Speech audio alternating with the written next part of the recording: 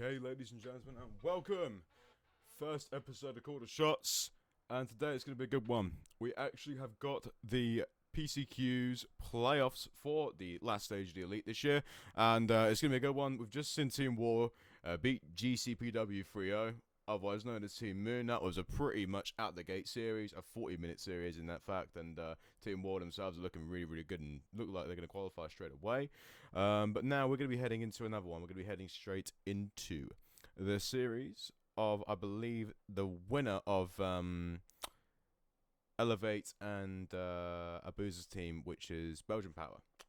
So, other than that, it really should be a good one, but I mean, it looks to be quite good regardless, you know. I just think that the way that every single team that's qualified is set up is you've got two teams which are very high progressive in Elevate and War, and two teams which are a bit more balanced and play a bit more, you know, to sort of sponge you in, to coax you into a trap, and that being GCPW and Belgian Power.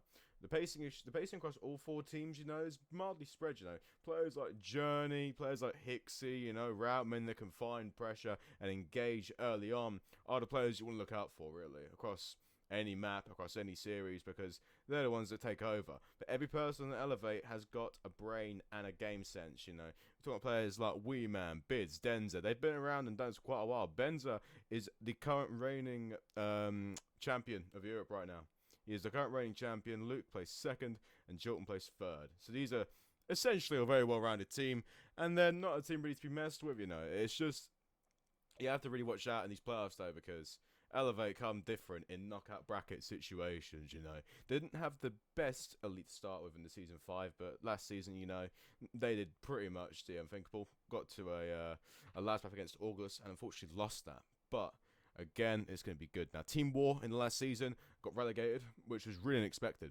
And again, Team War are looking for a comeuppance, really. That's only how it has to be, because Team War, I mean, listen, they're the organisation that won champs last year. They're looking to make a statement. They're looking to find something here. They want to win this Elite more than anyone else. And with personal insight into that camp, I can tell you now they want this. They really want this. Making a statement against Team Moon 3-0 at the rip is definitely something, but carrying that into the next match is something they need to adjust to, because, you know, when it comes to the final hurdle, you know, nothing more to be done than just to try and win, to keep pacing there. But as long as communication there is effective in the Team War camp, they will take the series. They will beat whoever they want to beat. But War and Elevate, if it does come to be, should be a good one. And I'm just going to chill now for a little bit here and just keep my eye out for what's going on here. But now that we're getting here, we right get now, the brunt of the positives. We get to see winners round 1, losers round 1 and 2. But do you think the heavy hitters here, Team War and Elevate, are going to have an easier time moving through this knockout bracket? Because it seems that the teams that aren't at their caliber have respectively fallen down to the lower side. Is this just all par for the course, or will we see some upsets today? Oh, there's definitely going to be a couple of upsets today. Already, last week, I feel like we saw Amelia Strays pull up a huge upset. And even today, we saw almost a reverse sweep get taken place. So this is when the pressure is really on, and kind of, you know, diamonds start to show out when that pressure gets put on. So it's a lot of do or die for most of these teams. Like Ali said there, I mean, Amelia Strays don't have a team, of course, that did underperform in this stage of the Elite. With the introduction of Wardy and Ben, Beans, and Callum after Nuke J, they haven't really found much of a rhythm in the structure of things. I know for a fact that as soon as Season 3 concluded, we were all surprised to see Amelia Strays take home the victory and the giant cash prize that came with it. But Nuke J all of a sudden quit the scene, didn't want to play anymore, and they had to find a replacement for that fit. Now, Nuke is a very unique player because he was, in fact, pretty much a well-rounded machine. The guy in third gear, his pacing was never too fast or too slow, but he certainly found openings and capitalized at the right times almost every time. And against Elevate in the grand final and Checkmate S&D, it really was a match to watch because, you know, they looked good and they deserved to win it. But again, it was probably a series where the 1 time out of 10 they win that series, it did happen. I mean, Elevate is still looking strong now, but as far as it goes, Elevate Team War, this match here is to qualify. And let's have a little look and see what's going on here.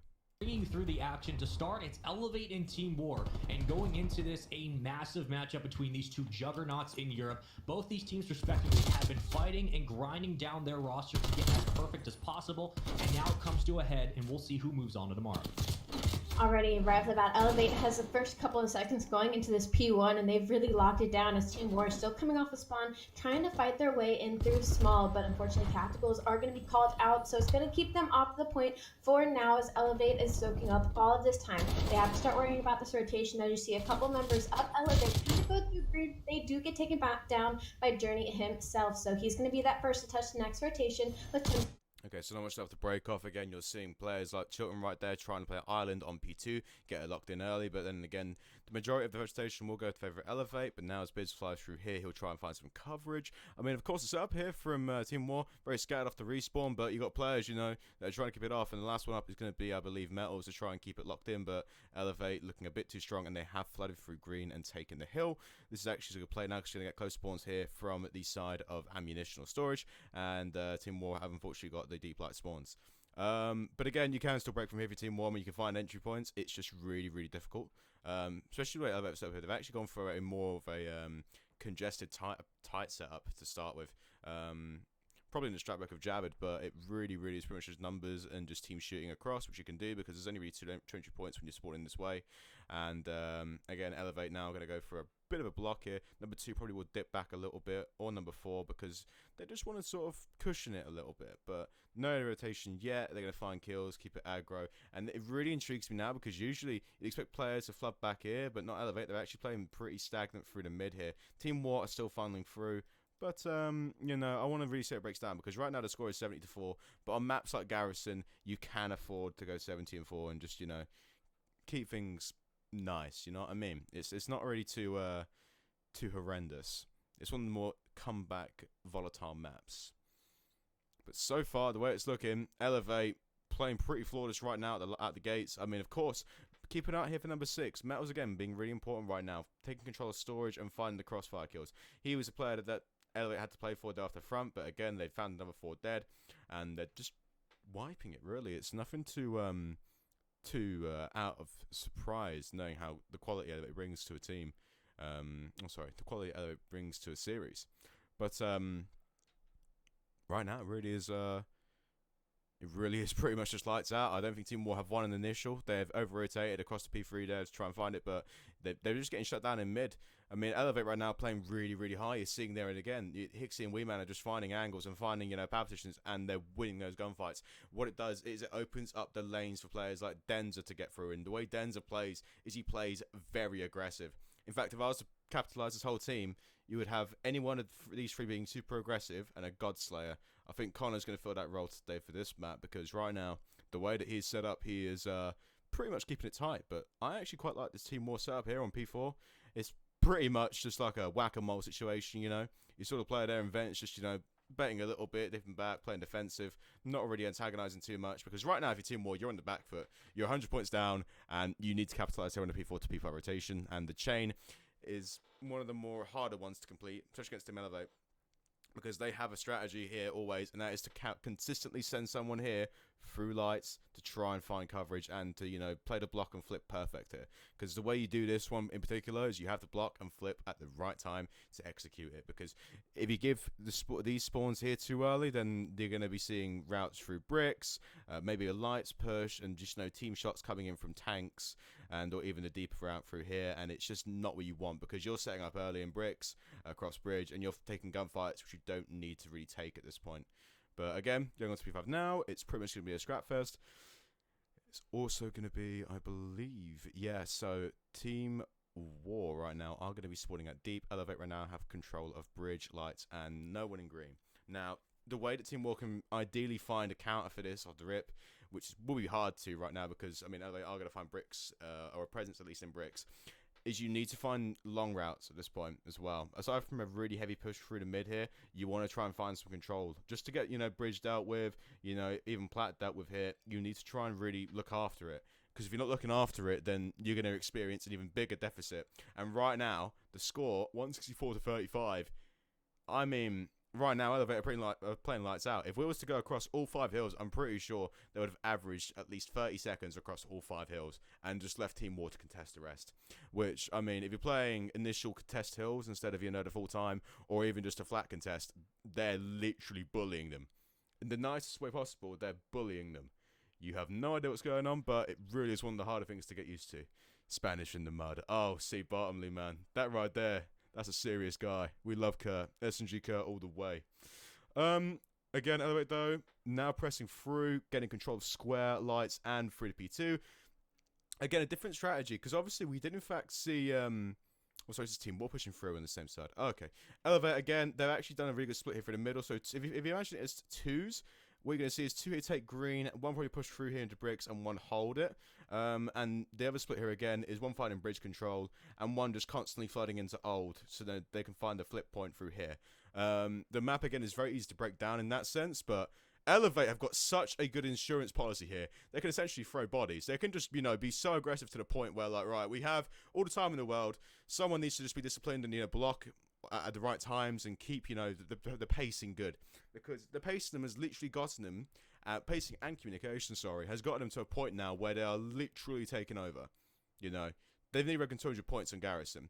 It is very difficult to come back from this point. Very difficult, like 10% chance. But because it is Garrison... It's not hard to, utilize that and really get something going because it's one of the more volatile maps. Same as Moscow. If you were to do a comparison, Garrison and Moscow are around the same when it comes to pacing. So you could lock in setups earlier, you could also utility earlier, and right now you're just seeing Elevate just stunned. They're not even throwing bodies. They're literally just engaging the utility right after respawns and just finding angles. Like Hixie is here, he finds one, Bids finds the other, and Team War right now just are getting broken from everywhere, really. They're not going to have a good P3. Number 7, Yakko, is going to be the lone man. But, again, Elevate are just finding pressure. And this is very unique as well. I'm not really used to seeing, a sort of a formation through this area of the map. But, again, the spawns are locked in. Now comes the hard block. Now comes the push. And you're going to be seeing a break here through 18. This is the ideal break point if you are going to be a team breaking through for Elevate. But, again, the trades are won. But they're really split. Do you know what? As far as engagements go and pacing, we're seeing 2s and 1s. We're not seeing a lot of 3s or 4s. We're only sort of 3s and 4s off the first 3 hills for Elevate. So what this tells me as a person looking from the outside in is that Elevate are establishing lane control. They're also utilizing utility correctly. They're calling out correctly. And they're just winning from the break off, really, which is a good adjustment to make, if you want to close out in the fashion you have done. Team War, though, they want to regroup at this point. The game is pretty much over and done with. And, if you are going to be in that situation again, it's not the ideal circumstance. A 250 to 79 is pretty heart wrenching, to be fair, and I do feel bad for Team War in that sense. But you know what? Listen, if you are on the side of Team War and you are leading, you have to just have a simple mental reset. Take the map as it comes, analyze only minorly, don't overanalyze, just, say how it went, how you felt, and then just go straight into the S&D with a fresh head. That is the best advice that I can give to anyone in a situation like that. When you've just been clubbed, your energy's a bit low, there's no need to worry, because the series still goes on, and you literally need to think of it as one map at a time. At this point, it's one map at a time. You expected to go in there to win, you haven't won the first map, don't worry, it's not over, it is not the end of the world. But, again, see Bottomley, in the mud. Yes, they're in the mud. But, again, you can't be too biased here. Because, both teams here want to go through. I'd pick both of these teams to go through, given the circumstances of what we're seeing here. But, again, back to the commentary team. Let's see what they're... Elevate crushed them every single Let's see what they're really going Elevate for. was winning handedly. And Ali, you completely nailed it. There was just really nothing Team War could do. And it doesn't help when the subs are going 8 and 25. And, it's a rough game 1, but still plenty of games to be played. Elevate going off their last series, going all the way to the distance, for them to come out this hot and to stomp Team War this convincingly, I want to know what happened in the earlier series. What was, different Elevate teams we see? Because Team War, again, they're coming off a hot 3-0, and then going to this hardpoint, they just get slammed. And Team War is one of those teams, should I had predictions going into this, I would have predicted them winning the hardpoint. They're a very hardpoint-oriented team. They're very good at respawn because they're such a heavily defensive team. Now, let's talk about that as well. Alicat mentioned they're a very hard-dependent respawn team to Elevate. That's sort of a coin flip subjective comment in my book. That's only because Elevate recently have been struggling in S&D. But they're finding a really good form recently. I think across at the Cups and, even near the end of the last Elite, their S&D was looking pretty flawless. the reason why it's hard for Elevate, I think, to get a good foundation S&D, playtime, I don't think they can get much practice in at this point, because obviously when it comes to seeding, they're seed 2, and no one really wants to play them in S&D. It also comes down to a lot of things as well, like, the confidence. Again, every person in this team has got a foundation S&D, and they've had a good time, I think 3 or 4 months at least, to formulate, their overall game. But you have to really think further than that. You have to think a little bit more in the sense of, like, can Elevate, compete with the top teams in S&D to win tournaments? Because they're very consistent. They've been a very consistent top 2 team across the whole span since S&G disbanded. And they have been a team that you would pin for champs to win champs. But you need to win S&D. It's 40% of the overall archetypes and the game modes. So the whole real question here is, can Elevate do it and put on a show against War to retake into, tomorrow? Like, oh God, Elevate looking scary. We need to be scared. Because the pacing of that team alone is very, very fast. And their strategy, again, is to bully. They're a very bully-orientated team. So they will, chow very aggressively. The ARs, again, can switch at pace. They can be fast and slow at the right time. If you look at Bids and Weeman as ARs, Weeman's naturally a bit slower than Bids, but Bids has a habit of being very unorthodox. He will put you in positions where you need to chow him, and you need to over-engage and overextend, and that's when he's the most dangerous. That's when he comes in and he takes care of pretty much anyone and everything.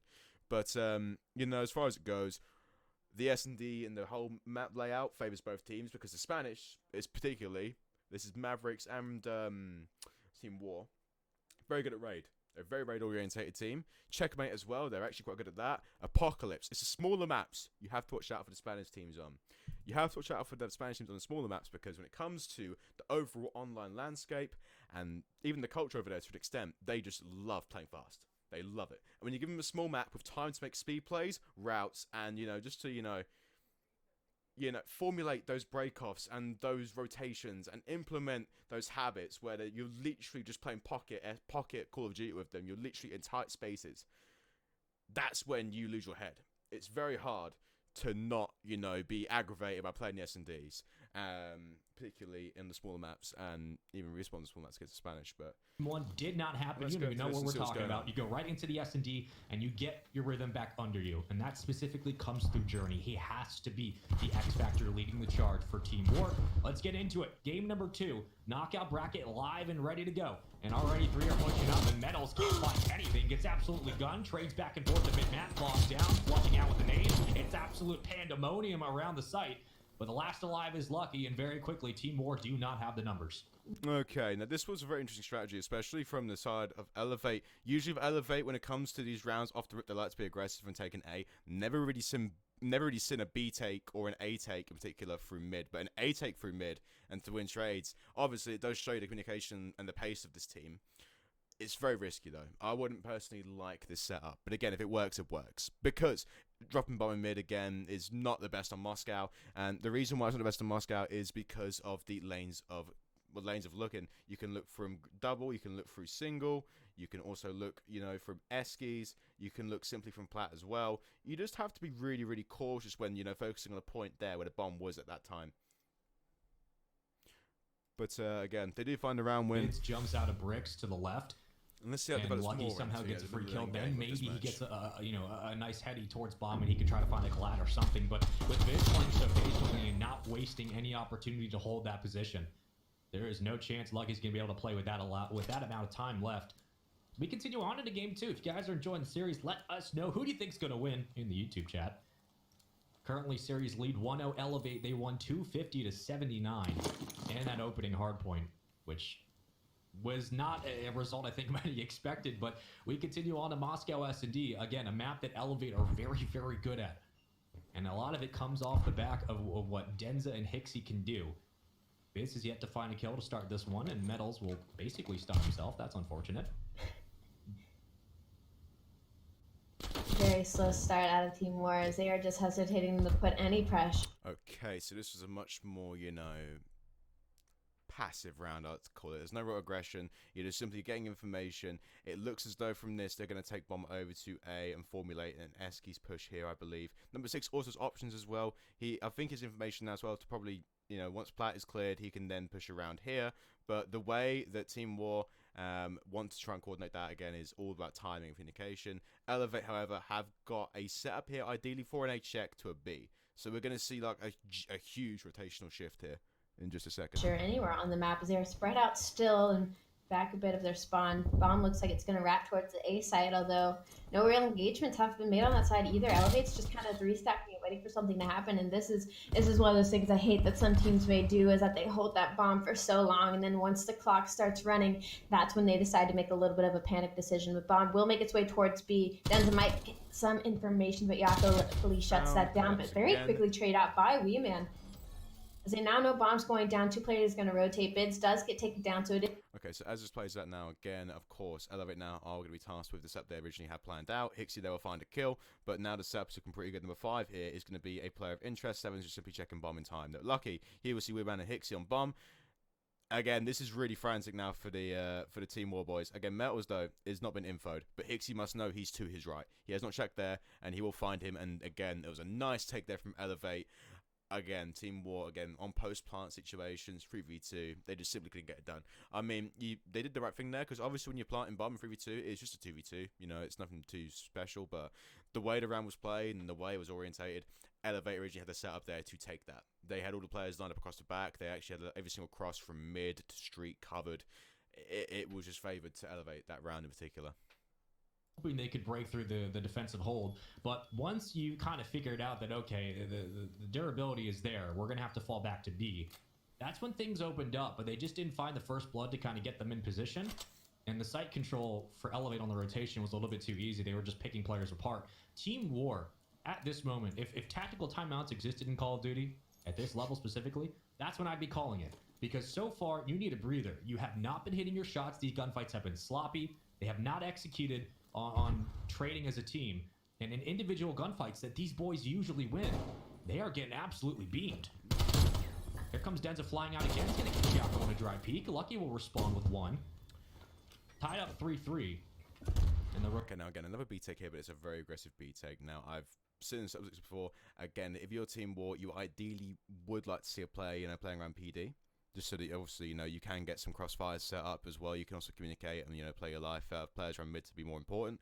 But right now, the relevance of the map is a key, because right now, number 7 is not going to be relevant until about 30 seconds time when he makes the playthrough here. You have the numbers as disadvantage here, but Team War, again, do have the knowledge right now to take the gunfights at the right time. Weeman now just going to press it. Again, he's been tagged up. 5 now will push through and try and find him. But look at it there. Again, it's going to be a take now, and Team War have lost control of the B site. It's going to be a 1v2 now for Lucky.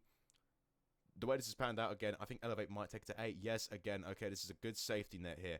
Now, if you are taking A, an empty site, you now have got time as well to readjust and actually just play around each other, you know, because again, one player now has to take through Eskies and the other player now has to take through half wall, and then you've got to rotate around the sites here in this building here, and just watch the pinch through this lane here. But now, you need to realize if you're Team War, mid-control, aggressive pushes is the key. But again, you can play Eskies and just shoulder, but it's more of a time-wasting thing. With 20 seconds left, you just need to find a kill, really. You have to play for some form of control, it's with some form of, you know, insight where you think, right, it's no longer a detrimental situation for me and my team, we have to find a kill. But again, Weeman there, read that, won the gunfight, and War are now 3-0 down against Elevate. Wow, what a series so far. 5 are the most dangerous rounds in any S&D game. And if they can't win the next one, if Elevate go up 4-0, this S&D is done. I don't know what's going on with Team War. Spaceman, I'm going to say it. Team War needs to win a gunfight. They need to win these 1v1s, these free kills that they get these peaks on. Elevate has been just turning on them time and time again. I need Team War to start shooting straight. It's shooting straight here soon. They lost horrifically in the hard point, and now they're down 3-0 in the S&D. This is not the Team War I have seen for the past 6 months of Call of Duty's Challenger. So something needs to change, and change quickly as Bomb starts making its way towards the B side up street.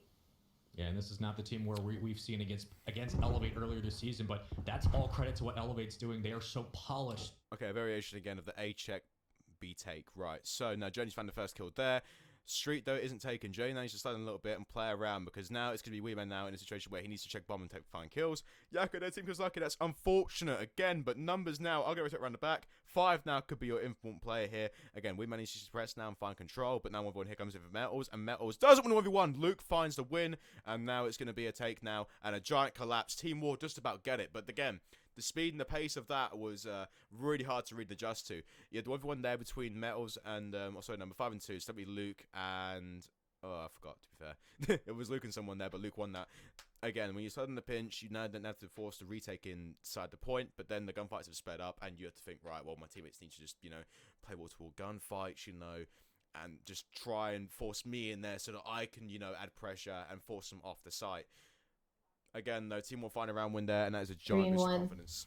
Bomb on the side of Elevate is going to make its way towards mid. Once again, might see that aggressive push happen here towards the street side. 2 members of Team War are ready for it. That's going to be Lucky and Yako, as I'm trying to combine ship names here. Elevate slowed it down just a little bit, though, Space Fan. Well, with that round win, you think that Team War might be playing with a little bit more confidence in mid-map, so I like the call from Elevate. Maybe it's just an ego pull, right? Pull us back, let Team War make a move. Great team trade there. Bait with your teammate. Ms. Journey will get the second. 3-3. All tied up here. Round advantage to Elevate and a very slow rotate with Bomb. And you can see that players 1 and 4 are working together, right? So you're going to at least have a trade. But this is another chance where Elevate can put the bomb down quickly and play advantage on site. Now, how do you retake if you're Team War? Well, if your team war right now, how you retake is very simple. Again, the information needs to be there, and you're going to need a mid presence again, because from mid, you can pretty much orchestrate pinches. You can also orchestrate information around as to where you want to really attack from. Because again, Team Elevate right now have actually gotten an idea of where they're going to come through. Now, all it comes down to is just shouldering and aggressive pushes. Now, number 8 here is sat in a really detrimental spot, Journey, because you're literally boxed in. Elevate now have got numbers and they've got direction. They literally know exactly where you're going to push from, and they know exactly how to take a gunfight. So again, when Women finds a trade there, Team War now have to take around the backer a little bit, and now all it is just simple fundamental card, team shots coming in, and 1v1s need to be won. Again, I really feel like if you're Team War, you just need to have more of a presence through the said midpoint. Otherwise, you're just going to hit one direction through the back, which everyone knows is a very easy pinch and a very easy flank to hold. You just have to really, find ways other than just one giant hit, because the way Elevate's set up again, you're expecting them to just have a giant 50-50 and you're going to hit them all a giant pinch as 3 players and find a kill straight away. That's just not the situation here. You just have to really assess it and just, split into 2 or 1, just play around the 3-3 situations. But other than that, the awareness from Elevate was really, really good. And I feel like the team coordination. As Weeman is 7-1, Denza and Hixie combined for 9-6, 2 and 4 for bids, but he hasn't been asked to do much, and that's the best case scenario. Weeman leading the charge in the lobby is 7 kills, trying to find Yako for the 8th, but no first blood for either team. Minutes to go in this round. Bomb carrier is Lucky, and after a couple of warning shots to open up this one, Elevate are going to fall back and let Team War make the call. At this point, I just want to see Team War just make a hard, aggressive push towards Elevate. Just do something to maybe flip the switch, do a little bit of a pace change. Elevate, I feel like, is a little bit too used to the slow play style of Team War, and that's really hurting them here, especially on this A side. As we already see 3 members are going to be there. Journey, though, finds a huge 2-piece. Bomb is still in spawn, though, so it won't get... Again, that's just really unfortunate for the side of Team Elevate. War again, though, it was just a case of like a 2-2 split, mid-control, and Elevate just, again, got a bit over-aggressive there and lost the gunfights. It's not a slap on the wrist because you are 4-1 up, but the pacing of this map is really, really hard to deal with, because I've experienced 6-round comebacks on this map myself, and I've experienced all sorts of, situational awareness that just should be there at this point in the game, but it just was not the case. But Team War and Team Elevate, again, the 2 high-level teams, and Elevate there just unfortunately got a bit hungry. After those 4-round wins, you're feeling yourself, understanding the game. Now we're entering the really important, the mid-game. After 6 rounds, this is where the game just sort of opens up a little bit. You're seeing more B hits. You're seeing more crossfires through mid. You're just seeing plays which, at the end of the game, you would expect to happen that wouldn't happen at the start. And that's just how it is. But again, Elevate now are going to go for the aggressive A. Team War are going to go for the 3-1 split here. Now, again, Team War will find the initial engagements, but there's 2-1, and it's 3-1. Now, Yako, the island player, is going to become a very important asset. Gets taken that again by Weeman. Great from Elevate. Again, they just sort of copy and pasted the Team War strat there through A. I think it was a case of like, right, well, we're just going to do to them what they did to us, and, Elevate just found the initial Luke here with a giant 2-piece again, but look, HiXie there again is just simply just trying to find an angle there to help team shoot or play his life, because you want to be the last player there on that site so you can make the Esky read. I mean, that right there was very, very good from Elevate, 5-2 up, and let's just see now how Team War are going to adjust if they do want to make a 4-round comeback here. The map point 5-2, Elevate up already 1-0 in the series. Gonna need something out of Team War here. Aggressive push, something, get that first blood and take over the site. Metal's looking to hopefully find HiXie on stairs, as he's the only one at A site. The aggressiveness out of Denza ends up shutting him. That's really unique, and I've never seen this spread before. This is really, really cool to see. So Elevate right there taking A aggressive, and again, they found the flood through. They're starting to read that Team War are going to make a B hit now. So now you have to read around Bids and how important he's going to be. A slow, long route, and it's going to be a point now where he has to spit up now through street and just try and find the kills. But they have no idea where he is. Now, it's an even site take. Luke now going to come in now to the picture now to make it a bit more of a numbers advantage. But look at Team War. They're just lying down. They're just playing hungry. Denza finds the first there. It's now going to be a trade out. It's going to be 2 there from Team War. That's unrealistic. But look at that right there. It's now 1v1 Yaka v Bids. And Bids, again, has not been infoed at all. So now Yaka has to make the read. Okay, is he mid? Is he grannies? Is he double? Is he going to be behind me? He's going to be behind me. But Bids wins the 1v1 and takes map number 2. Now, again, I highlight the importance there of playing a long route after a fast take. You have just single-handedly took control of the site and given numbers to your team at a time when the trade-outs were going to happen. You know, I don't think there was anything more important there than that simple play. But well done to Bids there, making it long, and the trade-outs there from Elevate to take it a 6-2. Now it's going to go into control. Elevate 2-0 up in the series, but are just wrecking through Team War, and that's the type of consistency, especially a team this good, definitely needs. Well, we looked at the game 1 and we were thinking, what are the keys to victory for them, right? Yako and Journey, sure, but like, you know, they should have an easy time in top green. They should have an easy time on rotations. And if Journey and Yako are playing as good as they can, that Garrison hardpoint has been working for Team War. They drop that. We go into game 2 on Moscow and we basically say, okay, what is the key to victory here for Elevate? Because this is a map they should win. Again, HiXie, Denza, and Weeman, right? That kind of core trio. What Weeman does and breaks his controls in AR, and the fact that HiXie can just roam confidently with the way this system is set up for Elevate, they should win this map. Well, they've won both, and they're currently up 2-0. Team War needed to at least steal the first respawn in this series, and the polish that I keep coming back to is clearly here. I mean, the S&D was clinical round after round. Even when Team War got a little bit crafty and creative, Elevate bounced right back. They got first blood on A-bomb and then immediately rotated, and it like plays like this where... Now, really important as well to mention this. Now, there are players in particular that hunt first bloods. Now, when I was doing analysis, the players to watch out for were Denza and Metals, because these two players, if they found first bloods, they would sweep S&D straight away. Now, it was just a simple battle between these two as well off the rip to see who could find each other first and who could engage first. But again, it was pretty much, the way I could describe it is a very plant-heavy S&D we just saw there. Very plant-heavy, very retake-heavy, but Elevate won the majority of the takes. You know, Team War putting it down, and they were losing it within 15, 20 seconds, which you don't really see. Usually these takes are a little while longer because, you know, you're a bit more methodical and thought process. You just want to think, right, is someone going to chow me first? Do I have to rotate around? Do I have to take control of this point? Do I have to crossfire here? Or do I have to, you know, just get info first and then wrap around my teammate? That's what we're trying to really figure out. And when it hits you all at once, it's really hard to, you know, formulate a good strategy. And I think Team War got a little bit flustered there in the S&D. Again, 2-0 down after a 100-point club and a 6-2 S&D. We're on track to see Elevate take it here. But I still faith the Team War. We'll try and find something here. Last year, they were very susceptible to doing that, and they were very good at doing that, finding comebacks in situations that just aren't comebackable. In a game that was so inconsistent, they remain to be consistent.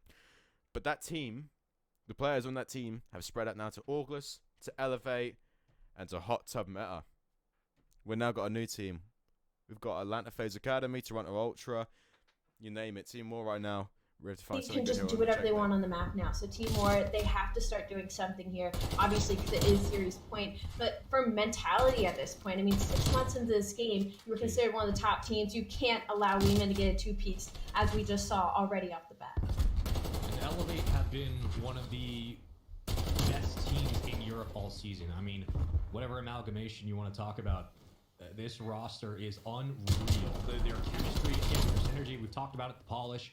Elevate should be favorites a lot of the times. If it were not like for Orgless being in their way, Elevate would probably be multi-season champions, but they always had to play against Orgless, and so far they haven't been able to find that hurdle. We've talked a lot about it as commentators, with the fact that Elevate are close to a championship. They just can't get over that last speed bump. This might be the season they do it. If they're playing like this, if they are this composed and this synergetic, there is absolutely no reason they can't work their way through the competition. But Team War have posed a threat before. Let's see if they can do it again. You get into this control. Off the start, it's been all of... Okay, so I've never realized this before, and I'm just speed up a little bit.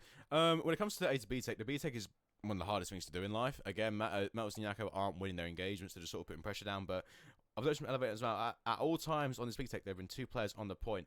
They're now just going to find the initial 4, speed it up, and just take it down. That was the quickest round on offense I've seen in quite some time. Elevator played that approach picture perfect. When it came to taking plane control, when the engagement's up there, when the cross is over onto A point as well, onto the lane where you're going to be seeing P5 and Wood, they're finding that, taking backstairs and exit at the right time. They're literally playing chess. They're playing speed chess. Every move that happened mattered so much, and every player recognized that. There's no lives being thrown. There's no aggression. It's just what we call pure discipline. Elevate have orchestrated that and executed it pretty much perfect.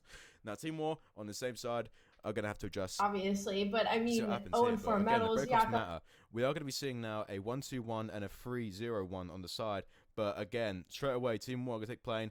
Expect a gunfight here soon. Lucky now is going to be a player of interest because he's going to watch the cross onto plane around point. He'll find Charlie Hixie. He will not see Denzer on the side, and Denzer again retakes control of the left side. It's so important to gain control of this side of the plane because when it comes to the A take, you have not got to watch a flank. You have not got to watch a pinch when it comes to just focusing solely on this lane here. He has something to say about that.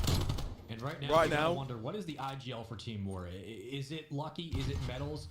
Either way, you need someone to kind of step up and start dictating the traffic here. You need plane control, which currently they do have as Journey goes down, but with how you've been losing mid-map consistently, at least just in the start of these first 2 rounds, you need to have plane control, and you need to get... Now, speaking on aggression terms right now, I think because Team War have not won engagements here, they're actually being a bit more cautious and slow.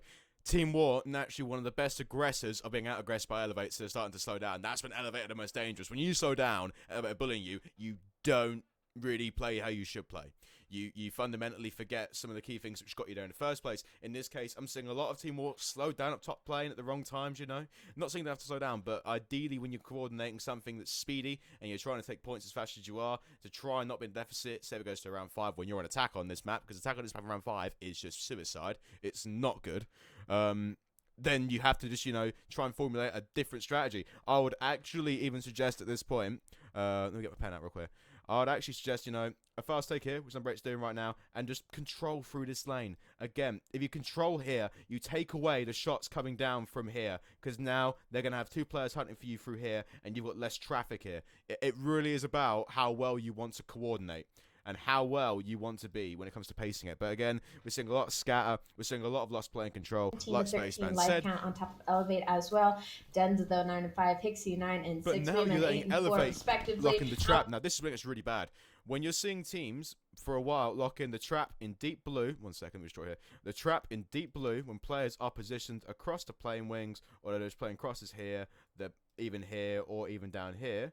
You have got nowhere to go and you're boxed, and you literally start, you know, flooding through the right side. Although this is the correct way to break through a trap like this, through this lane here, it's, you know, difficult because when you start doing that, you then start going through here, and by then players would have already adjusted up here to this side and this side. It literally is just a seesaw. You're tandeming your way out of something which you're going to permanently be locked in regardless, and you're going to see your 15-15 life count just dwindle down slowly but surely. But so far, Team War actually winning engagements there. Yeah, I could have a huge one there to actually take control of the container.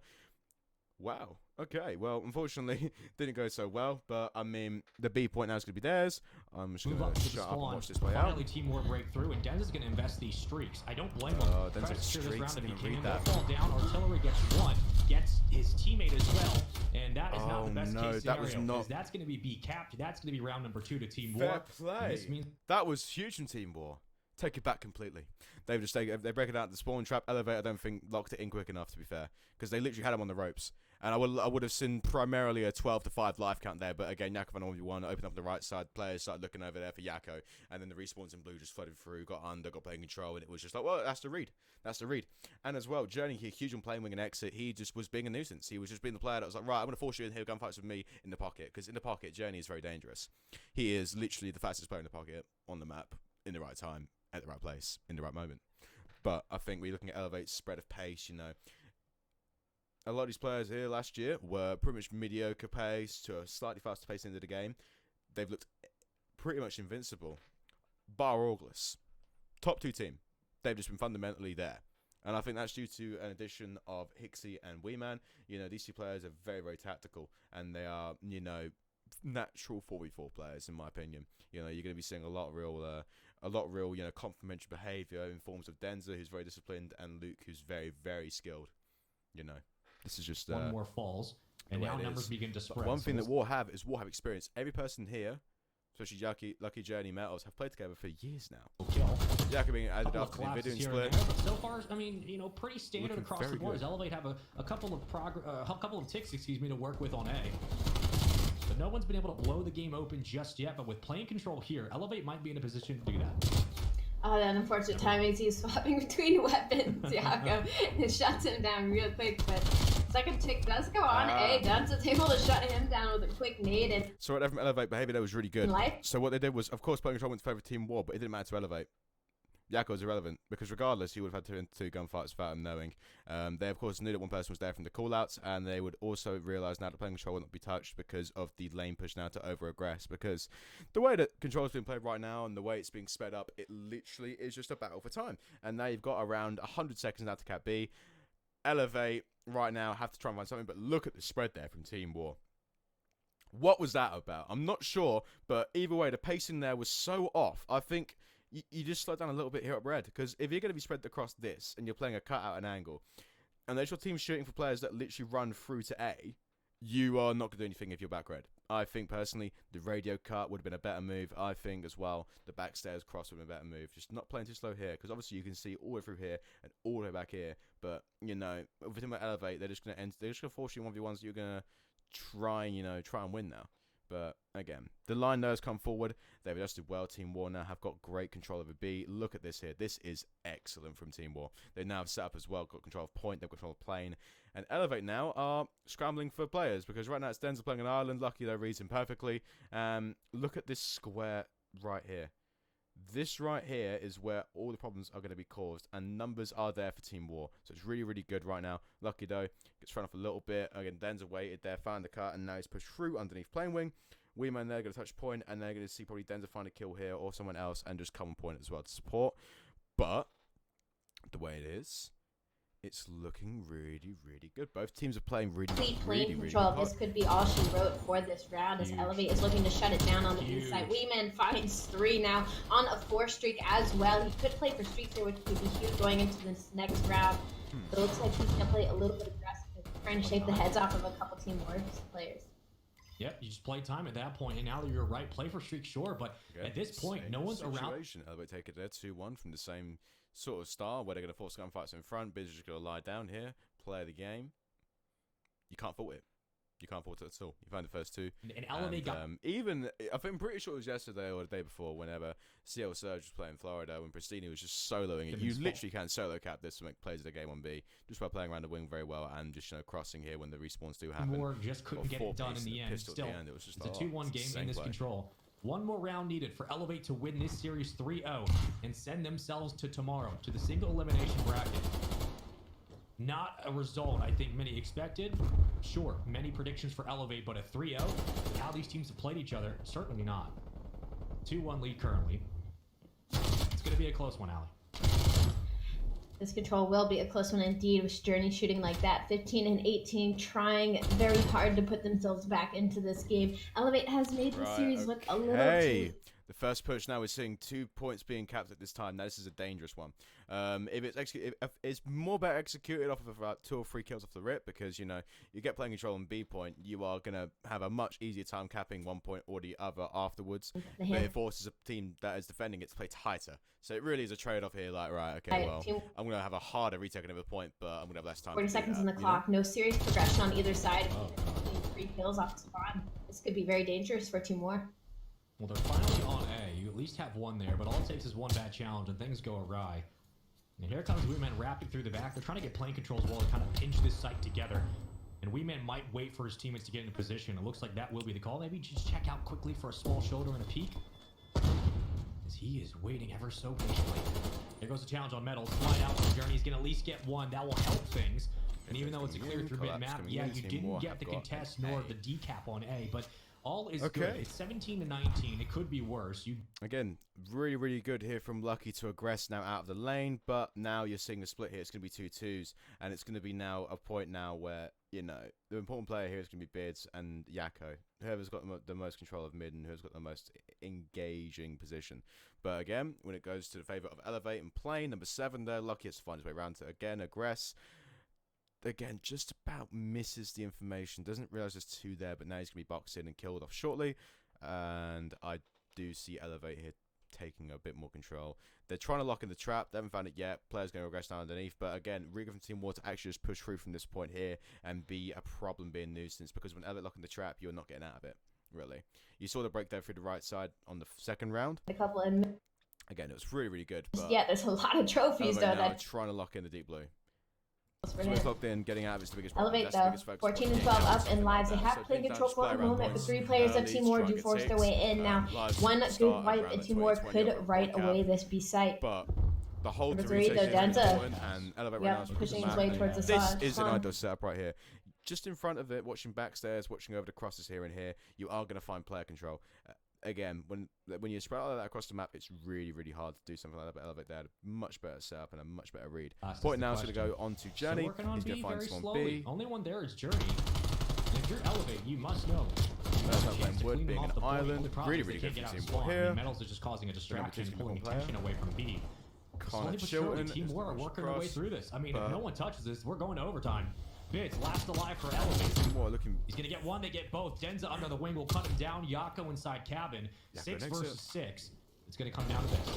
Metals is going to be huge here. He slides his way onto the site. Hixie is very weak, but he doesn't finish the kill. Metals, so you do reach out. Denza's going to be there too as well. He's just going to play his life 20 seconds though.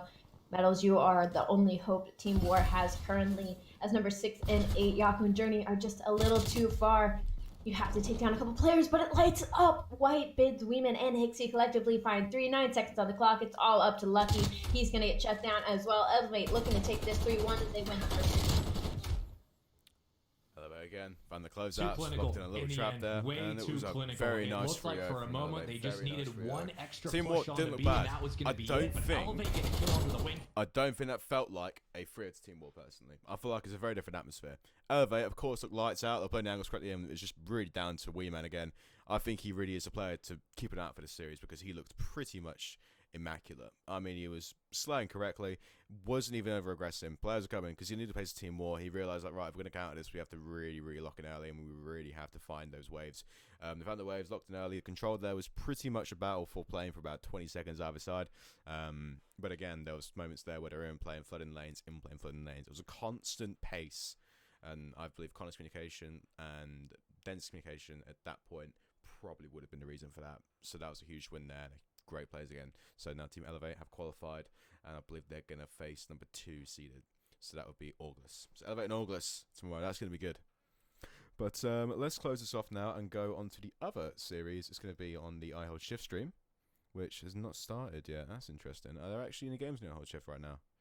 Well, it should be coming up, but I'm just going to take it to this real quick. The best moving forward, the single elimination bracket tomorrow. Again, Team War, still time to regain, time to rebound. We'll see them in a little bit, but until we get there, let's take a look at the bracket because we got some interesting things to break down. And, well, this is just how today has worked, right? Team War won over GCPW to start the day. Elevate beat Belgian Power. They play each other, and Elevate just drops them from the top rope. Now we got GCPW currently up 2-0 over Belgian Power and loses round 1.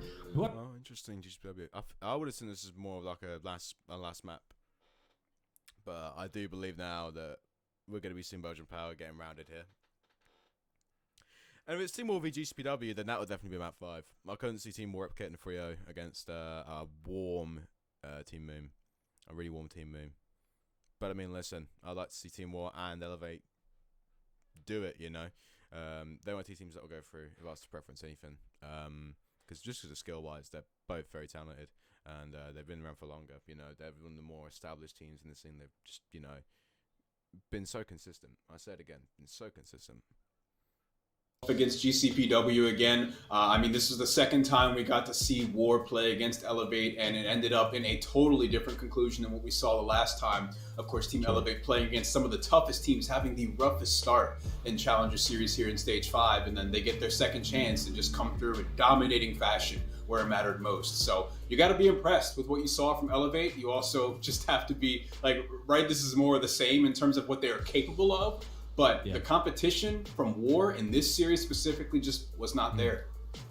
And Allie, you know, while I got you guys here, let's just dive into kind of some of the details, right? Because we very rarely get a chance to just talk about the series and kind of recap before we move on to something else. So let's talk a little bit about how Elevate approached this, because I had said many times during the call, right? Like Elevate are polished, their synergy is there, their chemistry is there, and when we watched that series, like you talked about, Fox, like for Team War, just wasn't there. And Elevate are a cut above the rest, but it seems that this is the most cohesive Elevate have looked in a while. Not saying they didn't before, because we know they've made it to grand finals and they just can't get over the last speed bump of Orglis. But Allie, looking at Elevate specifically, number one, do you think this is the season they can take it home with how they're playing? And number two, for that series as a whole, what specifically stood out to you, whether it was intrinsic or analytical, that stood out to you about how Elevate played that kind of, you know, pulled you back out of the moment and said, wow, this team is just doing it? For that game 1 and game 2 out of Elevate, I mean, they were just playing lights out. I think that is probably like the top tier we've ever seen Elevate, and the top that they are capable of doing. And in that map 3, obviously Team War came back a little bit, and I saw slight mistakes in some of the playmaking by Elevate, like the score street that was used. That was a little bit of a questionable call because they were up and they should have saved that going to the next round, even should they have fallen down because they were up 2-0 in the series. So I feel like that game 1 and that game 2, lights out. We saw one of the best Elevate maps I feel like we've seen, and if they continue to play like that, easily I am favoriting them going into the rest of this very easily. Even when it comes up against Orglis, I feel like those two teams going against each other is some of the best Call of Duty we might be watching this season. And Team War, they never got footing. They never got a pace. Like, they got a little bit of couple momentum pushes, I feel like, by Journey and Lucky when it came to that control. But Elevate, time and time again, they were aggressive. They were playing together. They were constantly playing trades with each other. It was never one player going off on their own and getting 2 or 3 pieces. It was always 2 of them. It was always 2 of them together, 2v4ing, like, able to get the trades properly. They were winning their gunfights. Elevate, I mean, they just looked fantastic when they were all played together, and they were all very consistent across the board.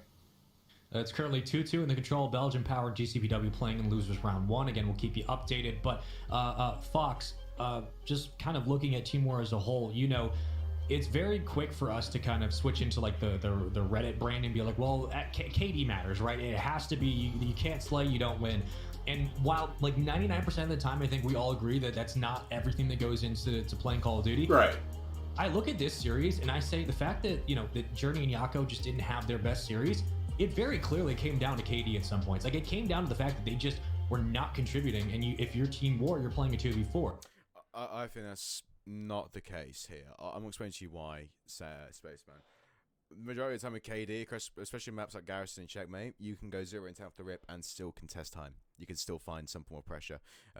In the Control, for example, obviously they lost the first round. I think they were still finding playing Control, and they were still finding some form of actual, you know, like, oh, what's the word I could use? Presence.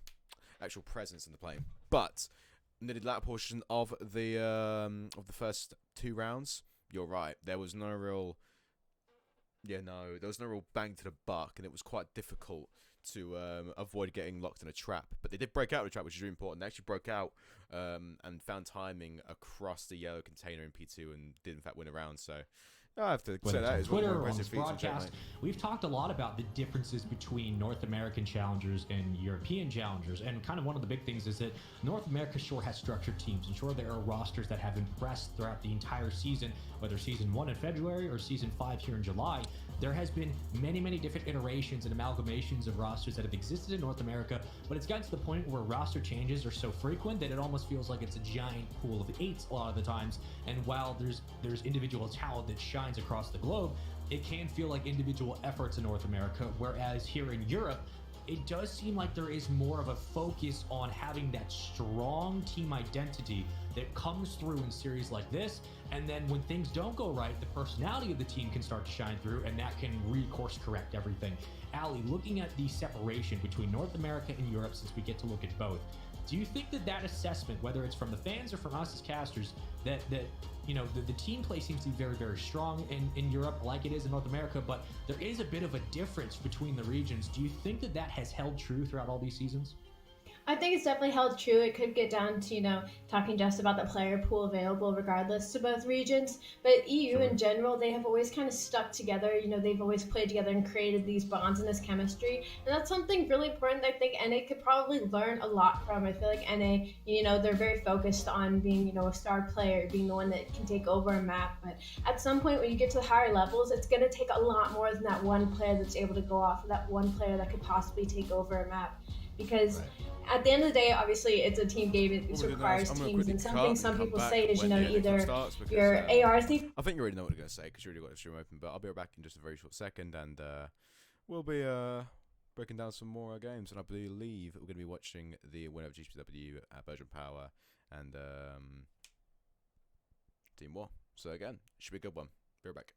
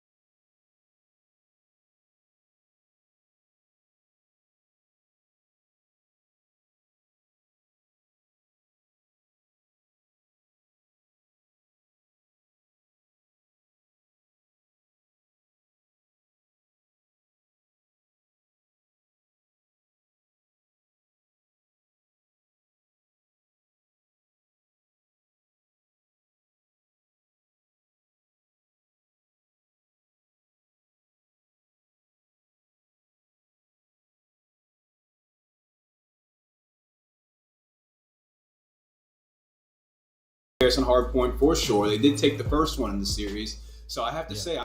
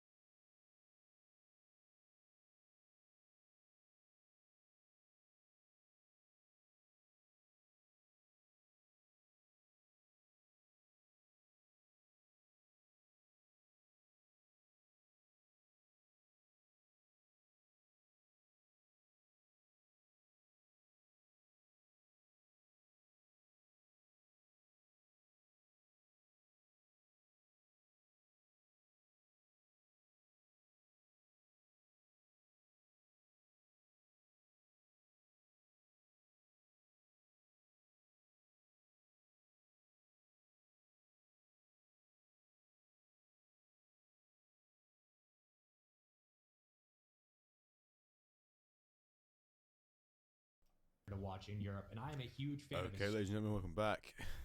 We're going to be loading now into something special. It's going to be the rematch of War and GCPW. GCPW versus fairly Belgium Power. Oh, no. Lenny Abuza. Oh, Resi no, it's and not. Maple for Belgium Power, excuse me. And GCPW, Oh, this should be you guys exciting. know it. Genesis PD Chain and Whalers. It's going to be This is BG gonna be a versus GCPW. Okay. And it's going to be map 4. Okay, right. So, again, very tight setup here. Going in from Belgium Power, GCPW, establishing green control, and watching the cross. This is a very standard setup. Paul, though, is going to be an important one here. He has to literally find a kill green and then watch the crossover. PE, though, flies out, takes care of business. Trades coming in now. Looks like GCPW will find a collapse. And again, Whalers there, winning cross gunfights. And it looks as though it's going to be a very simple Belgian Power hold here. But again, if Jack can fly out early and get onto P2, then, you know, you will see a very, very nice chain here. But again, Abuza there, routing through mid. He is going to be an important player here, trying to find kills and actually take care of business. But again, right there, they find him and take care of him. Although, what I really need to figure out right now is something really, really, really important. And that is going to be how well can you lock in the transition over here to P2. Now, again, we've got players from Belgium Power actually taking it over, and trades well won, and the collapse is going to go in. Really, really good here, though, from the side of GC. Because they literally have crosses over there. Although bridge is going to go out of favour. Number 2 here, Abuza, can just play his life here. Jack here can wrap through, but then Whale is there. Too smart, finds the kill, reads it very well. The setup here, though, is not good from Belgian Power. They've collapsed pretty much onto it, but, you know, it looks a bit tandem, you know. It looks a bit too, you know, linear. You need to have presence here in square if you really want to trap them back here and play for a good bit of time. But they're still holding on to it. Lenny, they're playing a wrap. Again, isolating, soloing gunfights, well there. Maple wins that one there, and okay, I stand corrected. Belgian Power actually took control there and won it, but GCW are going to lock in their rotation there. Instead of Elevate's usual setup of, you know, going through here and here and here, they're going very deep. They're hard blocking everything. They want nobody back here. But as you can see right now, because of the players in mid and the numbers, and one in time, you saw number 7 there spawn out. Now, it's not ideal, but he can be important. Again, the only way it can be important, though, is by, you know, playing us off and hitting a deep pinch. And the way it is, Belgian Power actually looking course to do a really sort of break here through the front. I actually could favour them to break through dark in this situation here. And that is simply because, you know, they've aggressed so much, and GCPW are, you know, just, they're trying to really, really, really, really keep it good. But let me turn this on real quick. W though, and looking to answer for their own, but they get cleared out of the hill. They played it a little too far back in the spawn, but luckily they still have it. But Abuza finds 2. He will get shut down though. GCPW should get this final 20 seconds. I'll explain that spawn for you right there, because when it comes to the hard block and time, you know, if the players around here and there's players not cutting through in garage, then you will see a really booky spawn here onto storage. That is how it works. Now, if you're on the side of GCPW, you want to try and flip through dark here and find crossfire kills with ideally some players as well cutting through to watch the crossover here. You need to essentially section the map off and just sort of see what these lines are, find the cut, and then force players out of green onto hill to win more gunfights. That is the ideal situation. That's what you want to play for. Brezzy here getting aggressive onto plat is, you know, it's a good play. I don't really hate it, but again, you're just not really dealing with the issue of the front and, you know, the potential flip out. But I mean, look at this right here. PE can take that by Linny. Linny there again, isolating, finding kills. This is what he does best, you know. At 8-4, he actually is taking control of the game. He's a player that's the pillar of this team. He will, you know, do it all. Dashy-esque, you know. Run a sub, run an AR, fly around the map, take control, and if you give him a gun that will do it all, or a map that he can do it all on, he is probably the best player on the map at any given time. But look at this right here from GCPW. They are getting outslayed quite badly. Whaley right now, who's not a pillar, but more of a, you know, a pressure cooker when it comes to teams. You need Genesis really to sort of step up and be a pillar because he's a player that can control maps. That's what happens. I mean, you're not really finding the correct portions of the map at the right time, and the portion of the map that you need to focus on here on those two again was the cross, push out, and now again you're seeing a spawn here where you're going to be seeing around about Belgian Power now just spawn out deep and make a bricks push here to get onto P5. Now look at the numbers here. Again, Jack Maple there finds 2. He in fact takes control. GCPW again are going to try and keep it nice and calm here, but again they're still flooding bricks, they're still throwing on pressure here. 5 here could make a really, really long play. This is what we call an island play around the back here to watch them cross here onto the front or go onto bridge here and watch around. He really has to just, you know, keep himself together here and not. Let me go back on that real quick and not, lose his life, which he's done there. But again, we can do the situation is you can sponge time and you can, try and take control of green. Number 6 here, PT is the guy that is going to try and do that. But Belgian Power looks so strong. I think, again, it's just a Lineage to Genesis sort of comparison here because these two are pillars in teams that really can, stay disciplined and keep the game going at their pace. If one's doing, one's not, then the scoreline reflects that. Every player on that team can do well to an extent, but there are just certain players on every team which just revolves around. So they have to be doing good, or at least doing like a 7 out of 10 every map if they want to win. Again, Shane, they're finding pressure, finding kills. We got to scrap time, but it's almost an 100-point game now. In a couple seconds, it will be. Belgian Power is just shutting them out, especially if they get that early rotation. Belgian Power has just not allowed them to even touch the hard points at that point. So GCPW, what's happening right now is they just keep stagger pushing. We see a couple signs of life when they full push like this, but if they keep stagger pushing like they have been most of this game, they're going to be looking at maybe an 100-point club here as only 20 seconds is left on this hill. I think you're right, to be fair. What Ali said, stagger pushes. Again, off the respawns, it seems like what I'm seeing from GCPW is players sprinting up and having no idea what to do. They're not really keeping composure. Composure is a really huge word now in teams like this. Again, when there's one direct leader and 3 players, this player here needs to keep composure at all times. He needs to make sure as well that he's having not even a monotone, but just a constant level of communication, a flow of it, where you're not going to see teams just, spawn up and sprint and do nothing, which was FaZe's problem as well during stage 2. They just sort of spawned up, sprinted everywhere, and just relied on skill to get out of situations, whereas they're now more fundamentally correct. They're actually playing more like, a team instead of independent players. The reason with these teams that I'm sort of struggling to really get is that we've got tandem here between Linear, Boozer, and Maple. Brezi's being more of an island. He's been the player that's just sort of getting out of situations and or picking up time right now or getting out there and just flying through. But again, he's making chows and he's making situations sort of like, they're not correct. They're not really plays. It's a form of laziness, but because GCPW are themselves staggering and being a bit more hard to cohere what's going on with Belgian Power, Brezi's getting away with quite a lot that you shouldn't be getting away with. Only have favorable spawns if they are set up for next. Brezi will get shut down in a mid, but they're going to have to worry about abusing who spawns behind them. Is probably going to shut a couple players down in the back. That's going to be Chain. Lenny finds one as well. Spots should still be in favor of Belgian Power as all of GCPW spawn across the map. Abuser here looking to abuse that as he is in mid-map, trying to shut down a couple players before they can even make it to mid-take. Abuse with 2. Chain. Hi, buddy. That didn't go your way.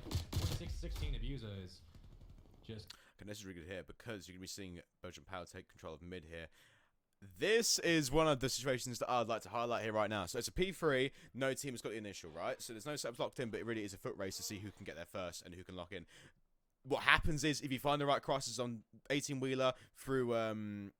18-wheeler through to Dark, through to Tools, and again, you find the first 2 kills and just sort of flip. It's one of the easiest breaks. It's actually detrimental being on this side here when there's no contest and there's a team pushing you, because you literally are forced to give them time to hold your spawn. Otherwise, you sacrifice being flipped out straight away, and that is what Belgian Power did there and executed really well, and they are on course to win. It's a scrap time for but I don't count anyone, because James could turn up here and go insane. 132. This is not a situation of loss, because we've seen time and time again where teams come back and win off of a chain here. Now, James, ideally, finish the position here, find the crossfires there, now going to go ahead and play around the right side onto the other lane here. He needs to win a gunfight here to actually force it. Because all we can do is hold time in GCPW and just play it. But I think number 6 needs to get out of there. 8 needs to fall back a little bit, because now it's coming in. GCPW, again, are going to lose Belgian Power taking over the hill. And now Paul's in the power position here. He can control storage. He can keep them locked in. Literally, this is so good here from Belgian Power. They're actually controlling a lot here. Tied up. And they're actually leading off of Byron, Linny's example, and a Boozer, because look, they're just going off right now. Hill time spread out, they're picking up and, giving players the chance to find confidence in themselves across the map. And you can't even fault Jack as well, because Jack's been playing pretty much fundamentally correct God. And he's been assisting in a lot of these players. I'd love to see what his damage stat is in this game. And this is when you need everyone to slay at their best. Chain at 18 and 21, make it 18, 19, 21 on a 3 spree. Not really close to streaks, but he stays alive here. We could be talking about it. Spawns in the back. You should know this if you're Chain. Surprised he didn't rotate back out. And maybe he recognizes the push. 2 flying in. He's going to get at least one. No, PD gets the contest and the assist. And PD drops. So it was a bit of a power hold there, but it just falls. Oh, wow. This is what you need James to do. If he turns on and does his shit, he will win a map. He is the pillar here. I'm going to focus solely on James's case here, right? Playing bricks right now, isolating players now to come to him instead of avoid the front hill. Now, again, look at this lock here right now. Deep block coming in from Chain, making sure no one spawns back there to give funky splits. They're going to spawn there deep still and take P1. Great. We love this out of Chain. We love this out of James because what it does is it creates now a nice setup here to either watch the green push from bridge, watch team shots there through mid. But again, a rat player, Boozer, now is going to be important because he has to try and take control. And again, PE there has not been winning those one-on-one rat plays, those engagements. So now he needs to take control here and do well. We cannot allow this time to go to the side of GCPW. 10 seconds between Belgian Power and GCPW for this to be a tied up game. What a wallbang there from Jack. The map is now broken open. Players now coming through. Jack finds 2. Jack on second there. But look at Genesis finds second. Trades 1. Brazy finds the last one. Oh, this is so tight. All of Belgian Power are in mid currently. No one can win it here. Well, sorry, GCPW can't win it here. Now Belgian Power have to lock in the P2 spawns. That means now number 6 is the important player. He dies after number 5 now is the important player. He's going to find some scrap time, but now they have to push through bridge. But what? James has a streak. He has a streak. He can get them off of initial. But look at this right here. It's going to be so tight. It's a literal foot race. James now going to respawn, probably calling his streak here, which he's going to do now. But I don't think it's enough. I don't think it's enough. I think they're just going to do it. Belgian Power get it done. Very late there from GCPW. But again, you see how this map plays out. Players can come back. They were up 120 points, but they fumbled the P5, P1. The time just came in the favour of GCPW because James Genesis woke up and Sam Chain blocked at the right time. That was great situational awareness from both players. And again, Jack there popped a huge 2-piece off of time to, you know, reignite the push and broke it. But again, Paul there, last alive, always still took a corner, did it well there despite losing his life. They didn't, you know, engage. I feel like if there was a touch there on point without the read, but I felt the communication there was a bit hectic, so no one could really find, you know, the right foothold. But again, the situation there would have been touch time, take Paul's spot, close it out a bit quicker because James had the streak, died. If James didn't die there, you would have seen players scurry there into bricks, scurry out through ramp, scurry into green, and then it would have been a nice collapse there for GCPW to win off P2. But again, didn't happen. But what a map one. What a map one. And that's what GCPW does so well, right? When the game gets close, when you think they're out of it, they just rebound.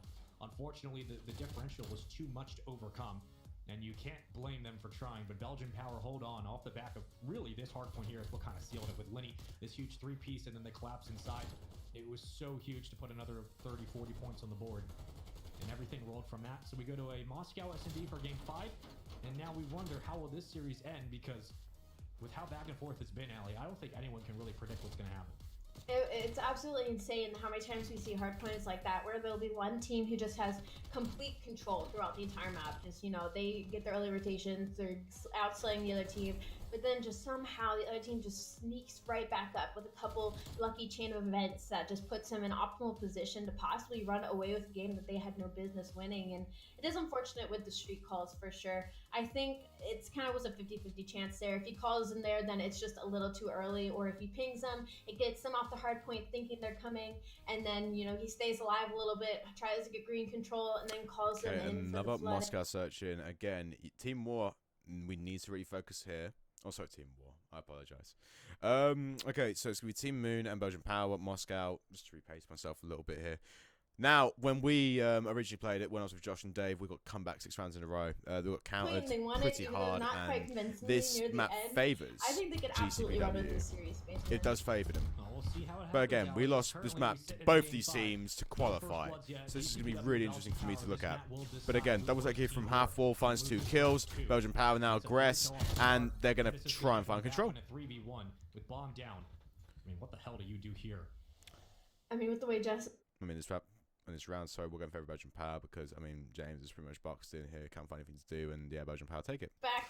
But that whole round they played out pretty well. I mean, you saw the double push there from half wall. You saw a crossover there onto Eskies. Both teams went for an A take here, right? It's very, very much the favourite bomb site here to do. So off the rip, you will see more A takes than B takes. I think now I'd like to see more teams go for B off the rip. You know, I'd like to see more teams play around mid and really utilise those lanes which aren't there. Because we're at the point in the game where we're sort of shifting from what we know to what we now definitely know. And again, the fundamentals are changing as well in the game. So you're seeing more teams shout from the front in hard points. You're seeing more teams now just sort of play time and lie down across ticks in anything, really, control orientated. We're seeing more breaks now through top green and control on Gary. We're now seeing more breaks, you know, through onto playing control onto B side on the, on checkmate. Again, it's just changing right now, but teams can still regress and still find pockets where they can just use old shit and it will just be hard to read. One bad nade is all it needs. Petey's gonna beat. Petey gonna get one. Here comes the fly out, and Lenny's at bricks. Brizzy gets two. Again, these rounds though, they're just simple collapses. I mean, I'm not sure what I'm seeing here. I don't think either team really came in with a game plan because it just looks like they're just collapsing so fast onto A and they're just hoping for 2 for 1 with 1 situations. Because right now, GCPW taking around their Genesis reads it well. One very scrappy team fights going down at this A site here as we see all the tacticals get thrown out, no trophies on either side, and just an absolute mess between Rezi and Teen as they go back to E6 Rezi right there. That's the sort of level you want to outpull on a consistent basis, but we just haven't seen yet this year. But it's nice that came out there at the time. I'd probably rethink my career at some point if I was getting gunned like that. But back and forth we go, 1-1. 2 kills for Genesis, who had a great rebound in the end of that hard point, right? We talked about the fact that he was like 10 and 20, but he roared back and really helped push that team the distance. Here we go again to A. This time, though, it's a 2 split. 2 bottom bank near P1. Rezi currently watching. Okay, there's a passive hold now coming out of the side of Belgian Power. We're seeing a similar thing to Elevate and Team War. Elevate now going to take bomb mid, but they're taking it to A straight away just before a collapse happens. Now, this is what we call a safety route, but again, I think with Elevate there and the aggress, they just found the kills at the right time, so they actually control of mid, a bit of front plat, and were able to take it to A in a 3v1 situation. This here, though, is where it really gets interesting. Now, during this time here, we should see player number 6 here become important. That's going to be Abuza.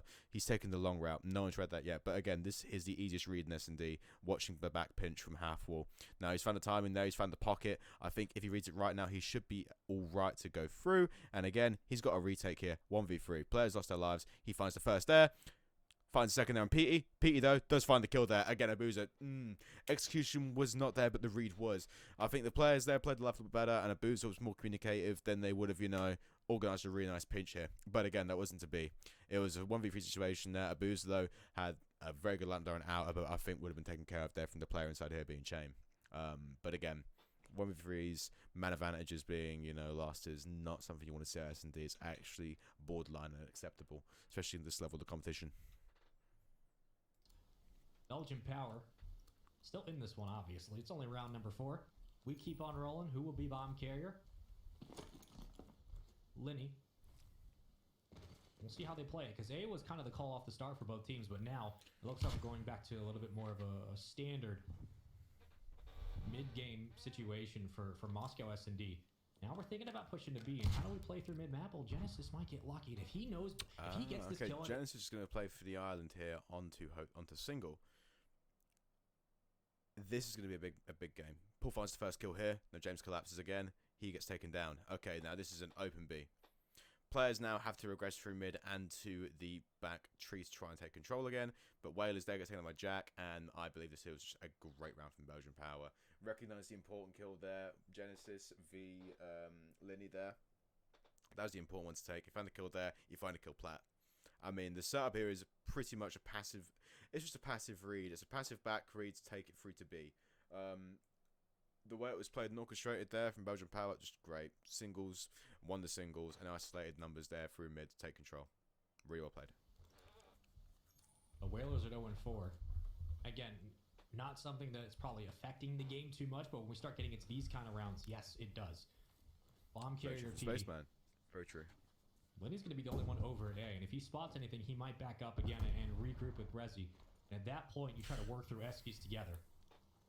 Same thing could be said about Chain and how B would be played. Stuns fly out, but no information yet. No dry peaks either. Both sides very slowly moving their way towards the site. If Lenny spots anything in bricks, this is what's going to open up the round here. Lenny's heard trophies. He knows his players to his left and right. He knows a bomb take's going to happen very soon. Now he's going to force players Eskies to come and chow. Abuza there will find one. Genesis takes care of that. Bomb going down, dips back, great mid-control again. Now number 3 I love that free kill and then that backup back into Eskies. Shane Chain's going to be behind them. finds Jack, and it's going to be a 2v3. 1v3. 1v2. Abuza. Unreal. Go through. Unreal. I was a little confused on the sub play through Long Garden, as usually you'd see an AR back there to get a couple headshots through to that corner, but Lenny will get taken down and traded out. Abuza sitting at 5-2, and Brezzy sitting at 6-2. Belgian Power looking to maybe run away with this. 2-3. They are up. We talked about Soul said he wins the race, and again, site control has been there. First blood as well, but Abuza working up Eskies, getting that first kill to kind of take out that backline defense, but at least where bomb was planted. And GCPW struggled to respond. Whalers are 1-5 across the board though. 6-2 for Brezzy, leading the lobby, but pretty simple and even for everyone. No one having a bad game. Even the 1-5, I would not consider that a bad game. It's just a slow start. And with how these rounds can go, with just the okay, the 1-2-1. This right here is actually going to be a passive. These two players either look to push Eskies or retract back to help around for a B take. A here very simply just to get info, put team shots down. But when you invite shots through there, you actually invite players to aggress forward and come around the back here. One thing, if you give it up, players will chase you down 9 times out of 10. That's the read. And as well as that, when you give up mid and go for an A hit like this in this line, the way the players are set up here is for a B take. So actually favor the white dots here compared to the blue right now. Favor this. The collapse is easier. The numbers are there. Lenny finds the first. Jack finds the second. Okay, and that's going to be a 2v4. Jack finds the third. And again, it's just a clinic here coming in from Jack and Abuza. Well done, Belgian Power. Taking this one 4-2.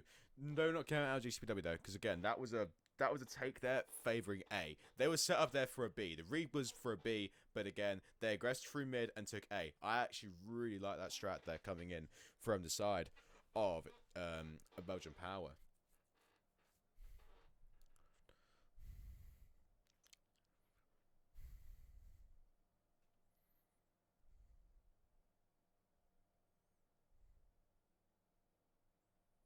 Okay, let's go around here and see what's going on. I'm sure he'll be okay with that. He's getting close to streaks. Abuza and Brezzy, 12 and 4 respectively at this point.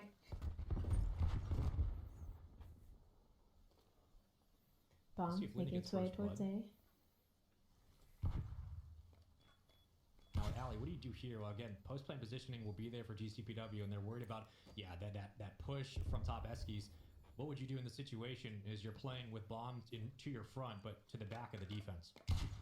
Well, there's two situations here, which looks like Belgian Power is going to go for the first one, where they fled through the front because number 4 Whalers is all the way deep in spawn, so they could have the life advantage here, but unfortunately they're getting traded out just a little bit too much. Another route that they could have taken was Abuza was mid-map, so he could have gone the long route and maybe gotten that kill on the Whalers, but not that they needed to, as they just cleaned up the entire roster. So I was reading this here, that's a Whalers, that's a lot. I was like, oh, okay. GCPW were in a favorable position. I mean, they were stacked on the point with bomb planted. They had Eski control, and they... Let it be known now, we're in the endgame of Moscow. Expect B hits now. Except B and mid hits. This is how majority of Moscow has gone this season. It's gone from A takes. Whoever wins the bullying aggressor here instigates the first B hit, really. And right now, Belgian Power have won the majority of the fast A collapses. So now they have to adapt and they have to play a passive hold here. Ideally, I would see a passive hold, a similar lineup here, and a take through here. You're 1 round away if you're Belgian Power. But I wouldn't be surprised as well if they actually 4 hit through A. It started in the control, it worked in the hard point. You're up 5-2, 1 single round, and you will move on to lose round 3. Okay, they're copying the same shot here again. It's giving Eski's mid hit to A. Genesis, though, actually takes Hotel. This is huge. He takes single. He will find Byron. Byron wins the gunfight there. That's massive. Now it's going to be a simple one, a simple read. Fortner has to force back to watch B. These two are going to take A and try and aggress it through and try and cut off these lanes. Habit here. PE, very, very popular. Will, in fact, try and push through Eskis, I believe, and try and push around the back here. But Abuza, you saw, did in fact have a streak there and has got the pings. Now, let's see the collapse goes here. trade it out here in just a second if he decides Trade to it play places with live. Fire. PD ends up helping Jack him minus out. 1, Sam He plus gets 1, shut down, and 2v3. no assist by Chain, and Whalers is going to be across the map, which I feel like has been the tail just a little bit too much. Oh my god, no. Whalers in 1v2. Kill on the Brezzy, though. He could find the kill on the Maple as well if he gets the timing, unfortunately. And J-Map takes it. GCPW are out. Belgian Power progress through to face Team War next. Yeah. Wow, that was some good maps there, to be fair. And it was a reverse sweep. Fuck me. J-Map. Don't fuck with him. J-Map knows what he's doing. But I do want to highlight his performance there. A lot of A-takes that Jack did and executed were pretty much picture perfect. He collapsed on, well, the aggressive collapses he committed to and the 2-3 pieces he's found on the A site were very, very fundamental. I would like to see more variety there, though. I'd like to see, a B take. I want to see how they play through mid and then cut to B. But either way, they were cutting the map perfectly, watching the crosses, and Jack solely isolated a lot of those gunfights there and won an important one there to close the map out. So well done there. Belgian Power Team War. We'll come to that very shortly. And for now, I'm going to get glasses of water, calm down, and get ready for the show match of the day. I'm excited for this one. I know both the coaches for these teams, and this should be a really good watch. So stay tuned. Be right back.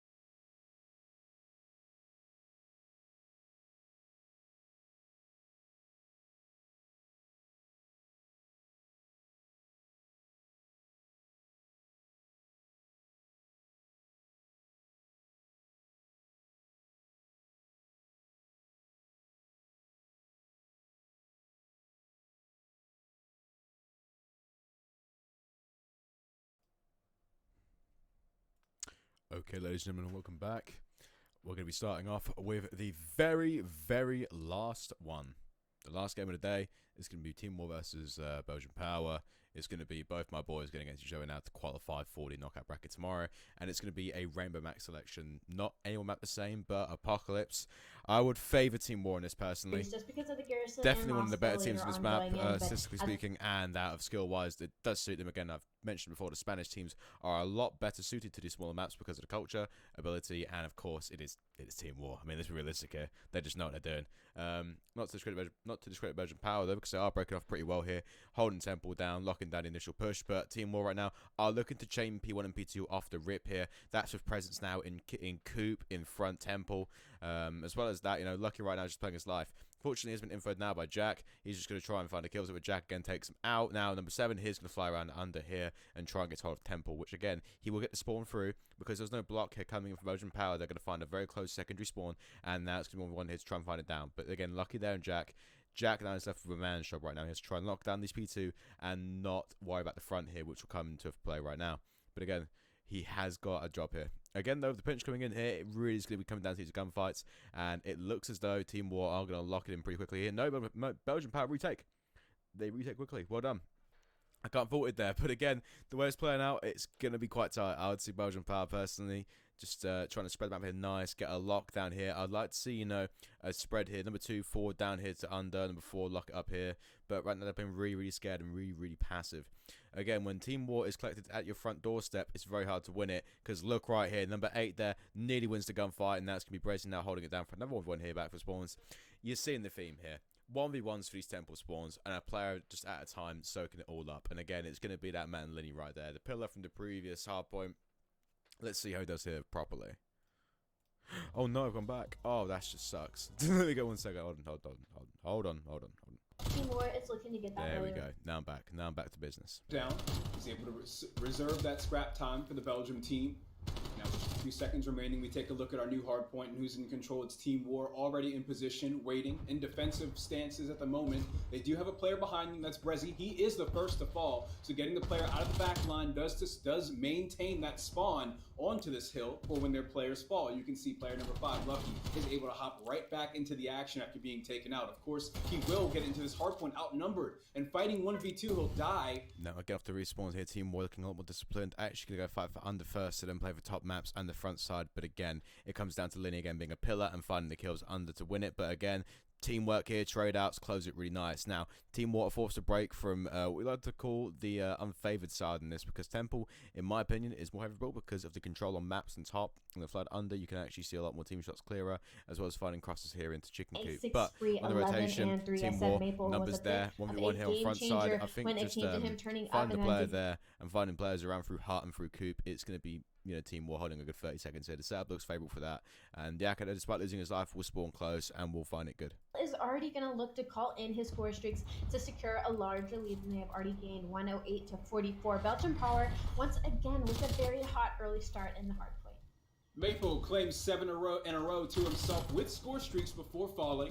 We got to talk a little bit about Belgian Power here as they do cross the 100-point mark. This is a team that was just able to take down GCPW with a core of players, Genesis and PD, that we've seen time and time again throughout the European region here for the Challenger Elite Series. Okay, now this point in P4, it's pretty much a stalemate. I'd say Team War can hold time here, but again, Belgian Power starting to flood under here, taking control of top maps, taking control of Heli. You know, I would like to see Belgian Power lock in a deep here, which they've done. Team War recognise that now. It's really going to force Journey into an awkward position now where he has to play for Hut, play for Coop. He literally has got no one here watching the cross. Now players are going to come in, and players are going to start swapping around now. But again, Bracey there will not count a Journey. Journey takes control of Hut, and again, it's still going to be another one when they're for back spawns. But look at this right here. Belgian Power locking at P5 straight away. Team War have to fly out and making a speed play here to try and find some point of coverage. Not only that, they are late on rotation in Belgian Power. Once they have their rotation, this is a very, very hard team to break. Yeah. One thing I do consistently from off the spawn, they're controlling Hut and trying to find deep kills here, and that is how you actually break through onto P5. After the initial push through for under or for over, you need to constantly flood through here or flood through here. Just find the route. A player that we watch now all times, a good AR will lock down this lane, but again, there was no presence there at the time because the kills were made. As 7 and 5, Journey and Lucky are spawning so far away from the hard point. They have favorable spawns, but when Belgian Power cleans up 3 like that, and the kill feed blows white. That's going to be all she wrote.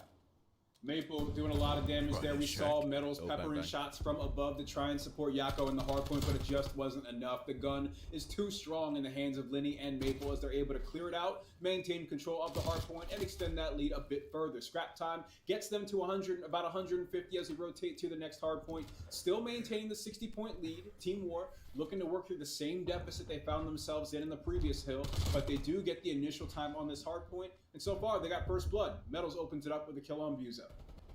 A little bit of a slip up from Belgian Power to put so much towards that last couple of scrap time on the old hill, but they have 50 seconds to work with, so as they break in to P1 once again, they're able to make that lead just a little bit larger. Again, Team War showing a lot more life than we saw out of them earlier, but just not. Now from this mission right here, Belgian Power pretty much opened the bottom side of the map, which is really bad for Team War. They're now forced to flood all the way through here to try and counter anything going on where they can go to half wall, play the close lane under, and it leaves an opening here of time where you can literally just sprint through. Now, what I would recommend for anybody, if you're stuck in something like that for Team War, I would really recommend a pinch here through Coop. I would also recommend as well just a really deep hit through here. But again, it's all situational, all depends on the read. But I would emphasis again, making sure that you're making the play there. And the communication needs to be on point. Because the last person live or the first person off respawn needs to take the lead at this point and diagnose something for his team to formulate a PT break. 7 and 14 in the hard point. You just cannot be doing that at this caliber of Call of Duty gameplay. So far, Team War holding really well. Journey right now, just again heading that, fighting the pressure. 14 seconds going to get help on from the Metals point as well. this time, though, in this second set of rotations. Team War is going to be first in the P2 hill. Now Belgian Power, how are they going to answer again, this? it's just great from Team War. They're just sort of playing the life. They're just, team shooting, coordinating, great crossfires. But Belgian Power are now relevant in maps because of that. Jacko, the newest addition to this team on Team War, of course, replacing Nvidia, and as we've spoken about. Spinning as some splits here in a second. Yes, you are. Here I come in. Now, because the players crossing through here and not enough players back here, they're going to see a giant flip out. We are well into this hard point as Belgium look to hit that 200-point mark, and Maple is still on pace to be the first player to hit 20 kills. Journey, though, one of the more active submachine gun players that you should expect to see this type of performance, is also well on his way to getting 20 kills. Constantly moving, bobbing, and weaving, he is making a difference and trying to shore up some of this deficit that Team War have ahead of them. We see player number 4, Brezzy, just around the corner, will be the next one in the action. Buza, his support, actually falls behind him, and Journey follows it up with 2-piece, with a second kill, for 2 players that fall in the back line, awarding Team War with just that much more time. And you see that lead, it's shrinking. Belgium Power had a stellar start, but Team War are willing to go the distance, and they are resilient enough to fight to the end. Team War great off speed to up the whole time. They're also creating what we like to call the death line. The death line pretty much is covering all lanes here and also setting up as well for the respawns here. Now, you're pretty much locked into a trap where you're going to be seeing players spawning here, and here, if not through back of there. So you really need to keep an eye out here for this sort of C shape. And as well, players pinching around here constantly make it really hard. Journey right now playing through heading under again is an issue because Journey naturally is so comfortable in these pocket spaces again. I can't name a player other than Abuza and Brezzy who can match that level of aggression. Maybe Brezzy as well in times if you can find, those rhythms of play that they make.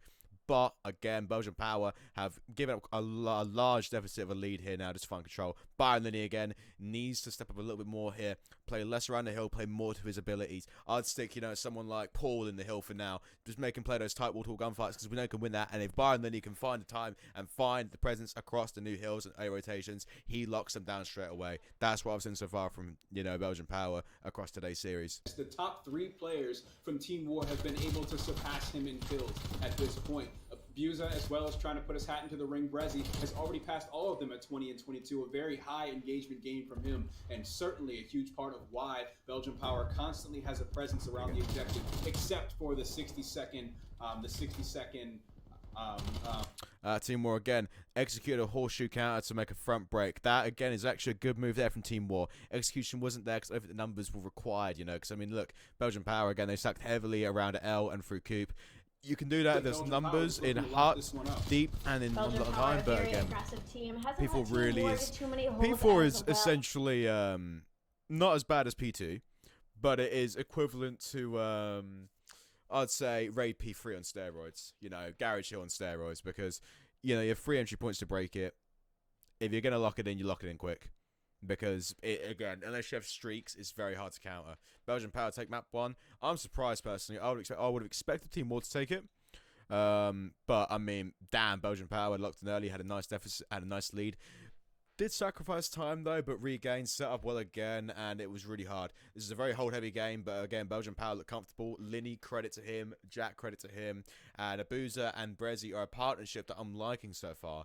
They seem to really complement well each other. One's over-aggressing, one's, pushing deep spawns. One as well is manipulating to the point, where they're going to have a nice flip going into the second set of rotations. They're just timing shit perfectly, and I'm really, really impressed by that. Huge for them. But there was just too much bad to work through when they had that small victory, Ali. Yeah, no, it was definitely a huge change when our second rotation, they got into that P2, and Team War was able to almost get a full 60 on that point, the biggest money hill on our Apocalypse Hardpoint map. They were able to get almost all of it, which really put them back into the game. But unfortunately, Belgian Power plays incredibly similar to Elevate, and I think Team War just wasn't able to answer to that just as properly as yet this early in the series, again after going off of that 0-3 loss, and now they're down 1-0 in the series, and I believe this was probably a map that they would have favored. So now as we look to go into the Search and Destroy, Team War, this is the same situation they were in before. They need to stop the bleeding now, Fox, and I'm wondering Well, so about Alicat there again, Team War have got the reset button, they can do it, and I mean Team War's S&D is top 3 of challenges. I think they've got a top 3 challenger side in terms of their S&D abilities, and I think they might encounter problems similar to Elevate soon because of how good they are. I don't think anyone wants to play them in practice terms, so they're not getting many reps in. This is from my experience from coaching analysis and how teams like to formulate, and play against each other. I mean, if you're in the top 8 of S&D, it's very hard to find a chow. Or top 8 seeds, it's very hard to find a chow outside of top 16 because no one wants to play you. No one wants to sacrifice their top 16 placement. And if you're better than them, then they don't want to play you anymore. It's just like the S&D scene's dying a little bit, and practice is really hard over here in Europe. That's what I've learned. Belgian Power, I looked at them kind of similar to the team we saw earlier in GCPW, where they kind of have one duo of Maple and Linny. That kind of is what carries the team usually. Usually that duo is what you talk about mostly when they start winning games. And on the same thing of GCPW, we have the duo of Genesis and PD. But the thing about the Belgian Power I'm seeing now is the changes they've made. All of them are now doing much more on the map. I'm saying Abuza a lot more, staying live in the objective. This is actually a hard one for me personally. I feel like both teams can do well here. I would expect like a round 10 or round 11 win for Team War personally. Just because the way they isolate the map is really well done across the A site. Their fast plants are well trajected. They actually brown control and kebab control, or red. Brown and red control is pretty much theirs most of the time. Belgian Power, from what I've seen, they're very, very good on the collapses onto A. They're good at rotating through the mid-map as well. But one thing that's a bit detrimental when it comes to mid-map rotations is they become irrelevant on the map, and you get outnumbered quite a lot from other positions like tanks, curve, and even backspawn. It's really, really hard. But, I mean, the way these teams are stylistically matched up, I would say it's going to be a really, really good S&D personally. It's really well suited to both teams.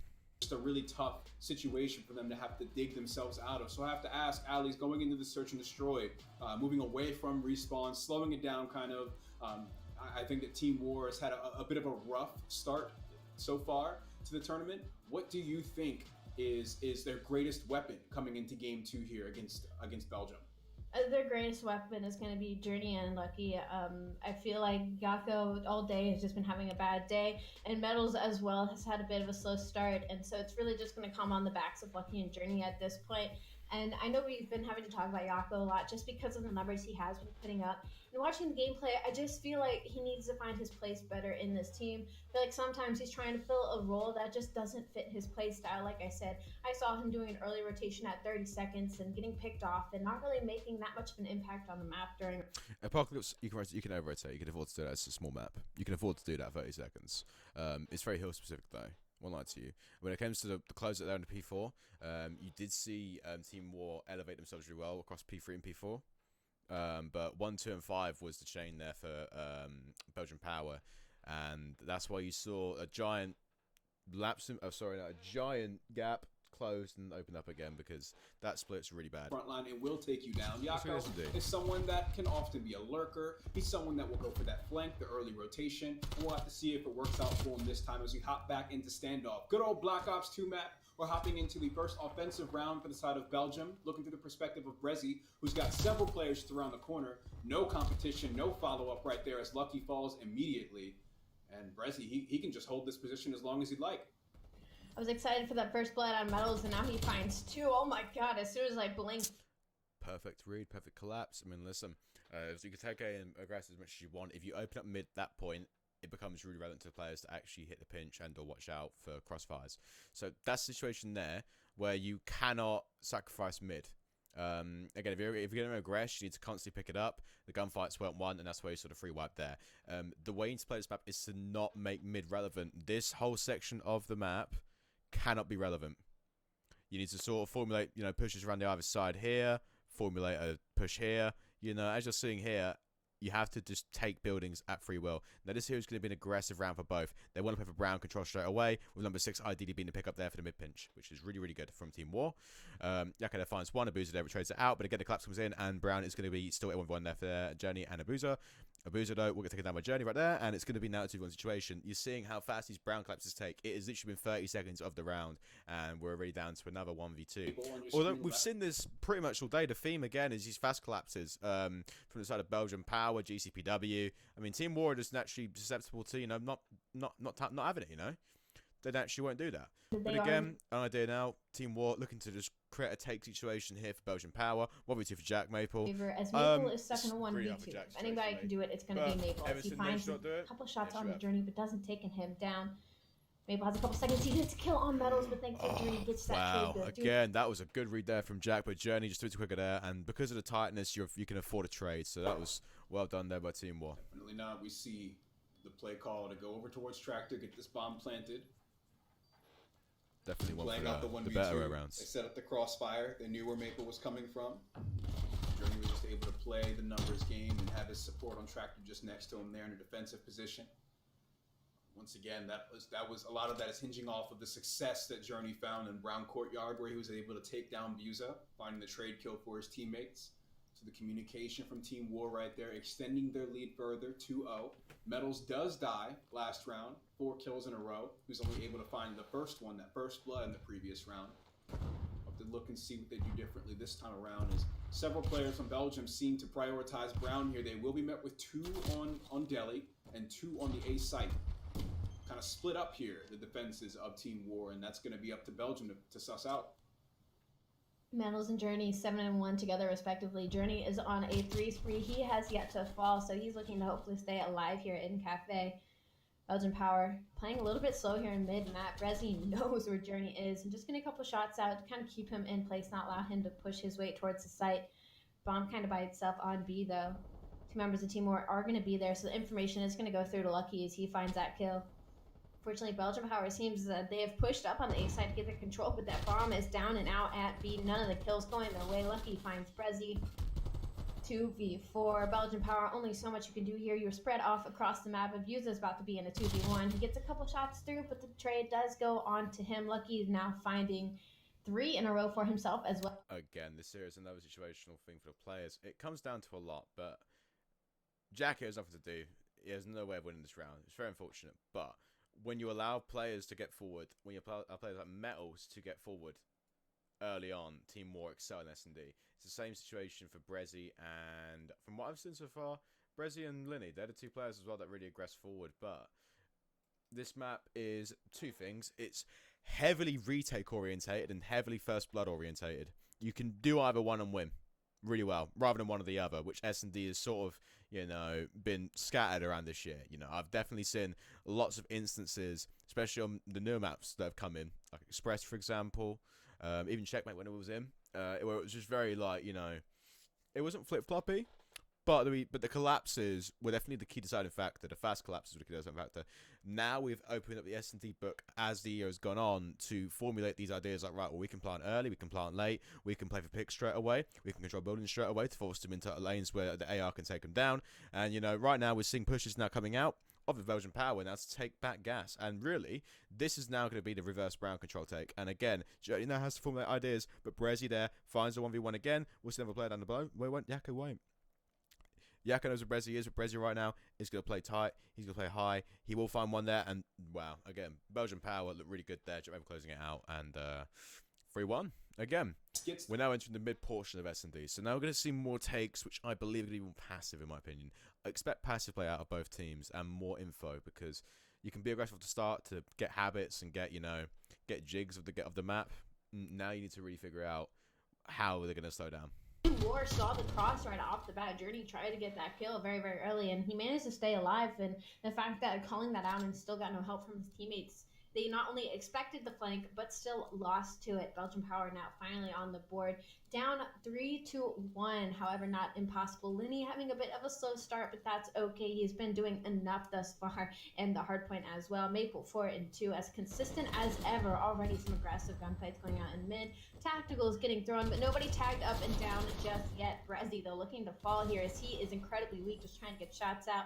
Maple saves the day, takes down Journey, and Abuzat finds one in the back. That is now 3 down for the side of Team War, leaving Metals in a 1v3. Belgian Power looking to flip the script.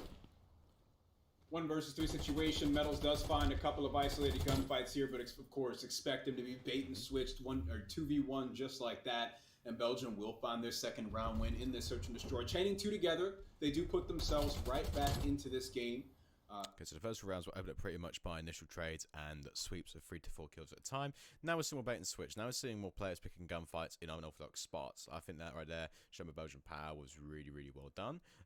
2 rounds in advance now, feeling more confident, more bouncy. Jack on a 4, Jack on a 4. Jack now has to play a bit more slower. I mean, obviously, getting streaks off the rip is ideal, especially in standoff, both open bomb sites. But I do think right now he's going to be the key player to watch. Success in the hard point. We're seeing it once again here in Search and Destroy with 4 straight.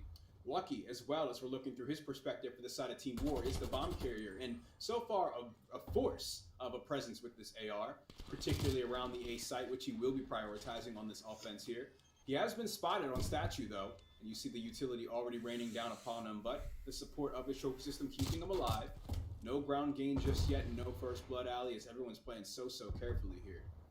Lucky kind of out on an island on his own right now, as he's at Statue, not only by himself, but with the bomb as well. And with only 40 seconds on the clock, he's going to have to make some movement as he pushes up the mid site here. Maple should get an angle on him in just a moment, as 3 members of Belgian Power are there, but Team War is looking to put it in their favor. Again, nobody has dropped yet. 30 seconds on the... Very key. No shot. A bomb is, in fact, in a vulnerable spot at this point. As soon as one goes down, everyone collapses. This is what we like to call the slow play.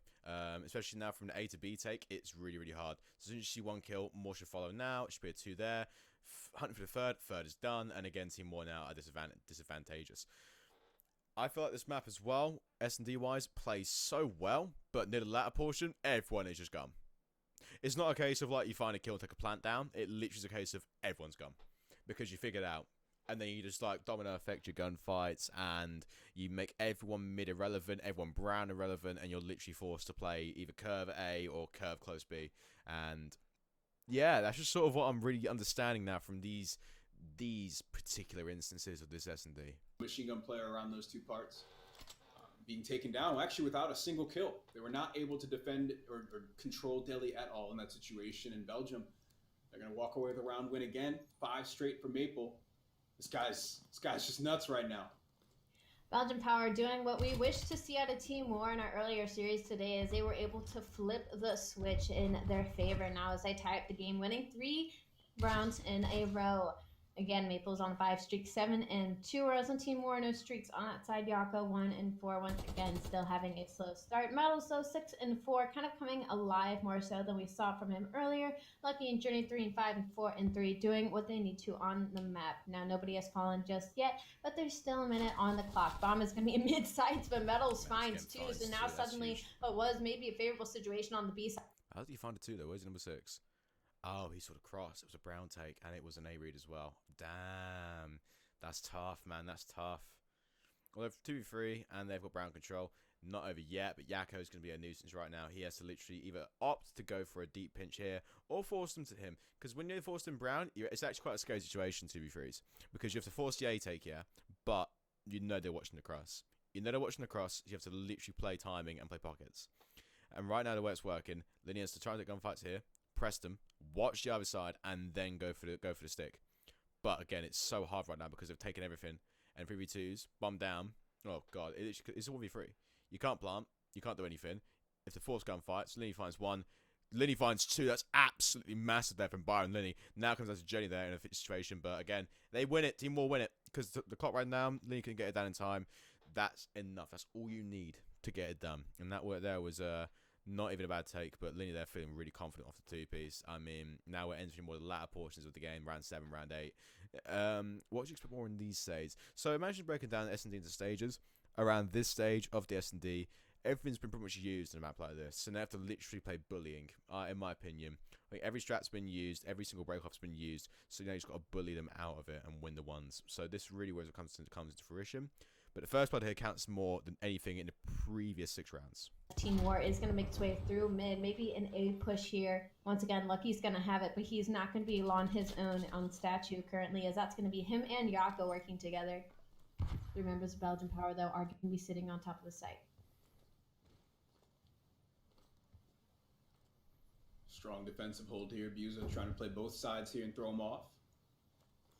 No one pushing through just yet, though. Lots of pressure on middle map here. Maple should be feeling it shortly. They will send some players through blue here to try and answer the call around brown.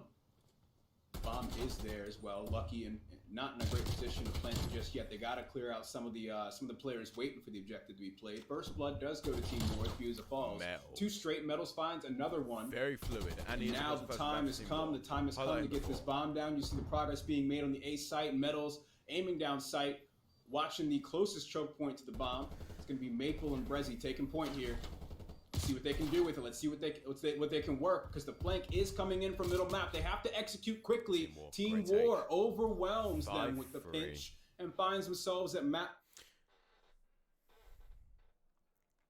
Not much to be said there other than a great A take, and like I said, bullying. You're seeing a lot of these gunfights now. Players are aggressing forward, and if they're seeing people, they're not running away. They're actually just taking the gunfight straight away. Create the pinch, lay the bomb down, and played that time and kill. So now as we go into our match points to the side of Team War, 5-3. Belgian Power are not down and out across the board. They're doing well. Buza maybe a little bit of a slow start, but nothing to really write home about. Team War Metals is 10-5, dragging his team by their feet, trying to win this S&D to tie it to Series 1-1.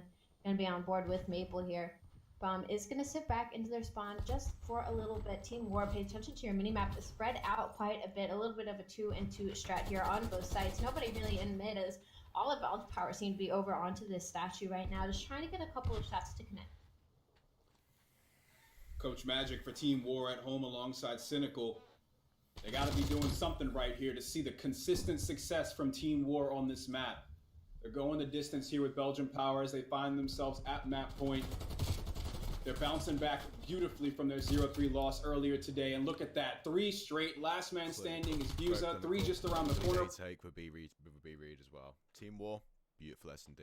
I think what really saw was Belgian Power come to life during the mid portion of the game, but when it comes to the latter portion, Team War, the more powerful team, more coordinated team, bullied. Keyword again, they bullied them out of sight, and it was very, very, very challenging as well to win these engagements here. For the wall-to-wall gunfights, particularly in this little square here. Journey again, pocket game, finds kills, just team shoots, aggresses, and yeah, you're letting Team War type of series 1-1. And then going down 1-0 as a huge momentum sweep for Team War.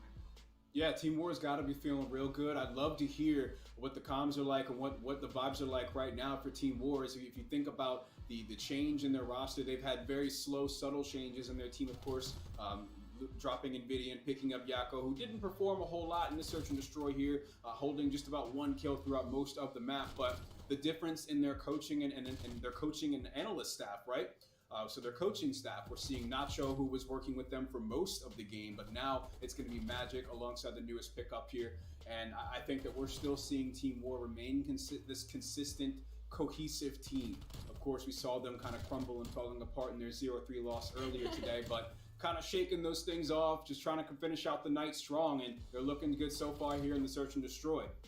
I completely agree. Consistent would be something I would describe Team War up until today. Today has shaken up my morale just a little bit when it comes to them, but it's good to see them finding their footing finally on the backs of Journey and Met. What is it now? I'd expect Team War to take it 2-1. Personally, I think they're the better control team out of the two. I think it just comes more down to after a take, they tend to collapse better. They tend to hold better as well on defense. But on attack as well, their break-offs, they get so aggressive. I think it's a raid control. If it's a raid control, then I would expect a 3-0 here from Team War, being realistic. Oh, it's Garrison control. Okay, well, that's even better. I would definitely expect a 3-1 or a 3-2 to Team War. Got picked out a lot. And the reason I'm saying this as well is because Team War have, I think, some of the better A-takes. I think they control green perfectly. They crossfire as well into lights very well when it comes to, watching over his power positions. And off the break, the rat kills Journey makes is actually essential for a lot of the control across of the initial B. I will say, however, though, I've yet to see Abuza and Brezzy play properly on this, but I feel like now's their chance really to do some serious madness and shut me up completely. Still, the fact that they go the distance, they go so long consistently on this series and they take people down is impressive. So getting into game number 3 here, Team War have got to be feeling a lot better about themselves. They got some wind beneath their wings and they're certainly soaring closer to victory here in the series. Belgium, though, I think that we still saw some stellar moments from them, some teamwork that played out very well, and their gun skill, I think, is what's taking them through a lot of these engagements here, Ali. They definitely have that. No, lie. The gun skill in this game is very marginal. It's very aim assist orientated, very slide drag orientated. Same as last COD. I just think it comes down to the positioning mode than what we previously saw. Who you predict going in, now seeing some life coming out of Team War in that search to destroy? Do you think that will continue maybe? Do you think we'll see them kind of flip the script here and maybe take over the series? Or what are your predictions going into it? I think a light bulb turned on. Something happened after map number 1. Team War has got it together. I think that we're going to see a composed and strong Team War for the remainder of this series. Either way that it turns out, I definitely think that Belgium Power could take it the distance, but I think that still... Nice call there from Rondes. I would say, though, you would expect a 3-1 here from Team War, just from the way it's playing out and the way that they have been experienced across these. Moscow just dominates like certain parts of the map. He knows where he belongs and always finds himself there, and it's just always the first one to hop right into the action. I think that we're going to see that happen time and time again here as we get into Garrison control. Absolutely. I will say I'm still favoring Belgium Power, not only because we've seen them on this map and how they can play, but once again, this roster, it just reminds me a little bit of an underdone Elevate here as we get right into the action. Already we got some pressure going onto the B site. Jackal can make his way up. He ends up playing very sneaky, and finally he's getting a bit of a reward as he finds one on Lenny and maybe on Maple too, as he's trying to get a couple of ticks onto the A site. B now starting to make its way onto its first tick. That's going to be Metals, kind of just sitting by himself. Belgium Power playing a little bit slow here in their spawn as they're trying to decide what to do. Number 5, that's going to be Maple as he finally pushes out, maybe gets a couple kills, but Yaka looking to come alive, and he starts at 2-1. Starting off 2-1 is a big way to do it. Lenny, of course, on his lonesome here at Satellite. Excuse me, not on his lonesome, with just a single teammate next to him. That's Brezzy, as they start to make some progress on point A, or as they start to defend point B, with the progress continuing at point B. And it looks like that's going to conclude very quickly here as Team War close it out just that fast. No pressure coming up from Lights. Metals looking to make his way out of here, but Maple is in position to watch for the flank. Great positioning and great eye by Maple to spot that. Now, off the B-take here, again, a play habit that I've known from Jack for a while now is that he does play very defensive here on an A-take. He simply becomes an island player just because it forces players forward and allows a pinch through bricks here just to cut him off. Number 7 here, Brezzy, is a player to allow that sort of play to happen. But again, the front take is going to happen now, and it leaves him in a situation now whereas, like, Belgian Power, like, oh, what do you do? Direct from front? With no idea who's getting mid, though. Are we going to get pinched mid? These are questions that are going to be asked, though, throughout the whole duration of this. Backs up to the objective and gets two-pieced. Maple firing right through him is going to take him down and the player on top green. But once again, the pressure continues. Yako and Journey are already back onto the objective and continuing the progress on point A. They're almost to the conclusion of the 3rd tier, and they do it just like that. Team War, foot constantly on the gas. They take the first round of control. I'm just sitting here with my mouth wide open. It is exactly like you said. A light bulb has turned on for Team War. Something, they got new controllers or they actually plugged them in. I don't care what it was, but they are looking completely different in this control. Not only taking that S&D, now up 1-0 in the control. Metals is continuing his streaking as he is 4-2. Yako now hitting up 5-2, something that we desperately needed out of him. And Journey is 7-3. Now we are seeing the scary roster of Team War of what could happen if they are all shooting back. Now Belgian Power is struggling a little bit as Abuza is 1-5, just getting shut down currently. They're gonna need to answer here, and they need to stop momentum out of Team War quickly as Yako is 6-3. Journey on a 4 streak. It seems like Team War just had to size up the competition before they knocked them down. They got shoved, and they're now starting to shove back. As you see, they clear them right out of the point on A. Just one player remains. That's Brezzy, of course, playing carefully and playing his life here. Okay, so Belgian Power take rings again. Team War claps very aggressively on the attack. Support is following up just like that. Buza right over his shoulder, a 2-piece. That's exactly what he was waiting for, and the play call rewards him with some tick progress here. Should get at least the first point before Team War answers back.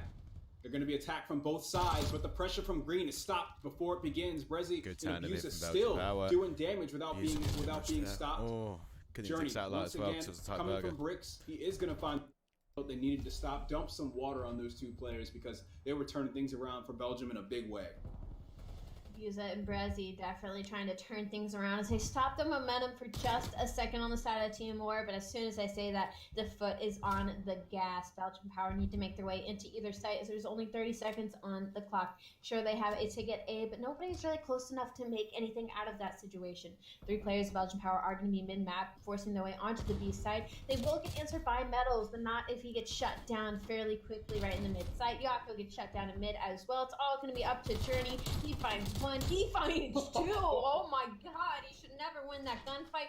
Keeps his team alive, but now B should get a tick or 2 in the way. I lied. Lenny gets taken down. Yako takes down a teammate, but that's going to be all she wrote. This round should go inside of Team War. Nobody close enough to touch the B side. 4 seconds on the clock. It's all up to Brezzy. He gets shut down. Team War up 2-0 in this Garrison control.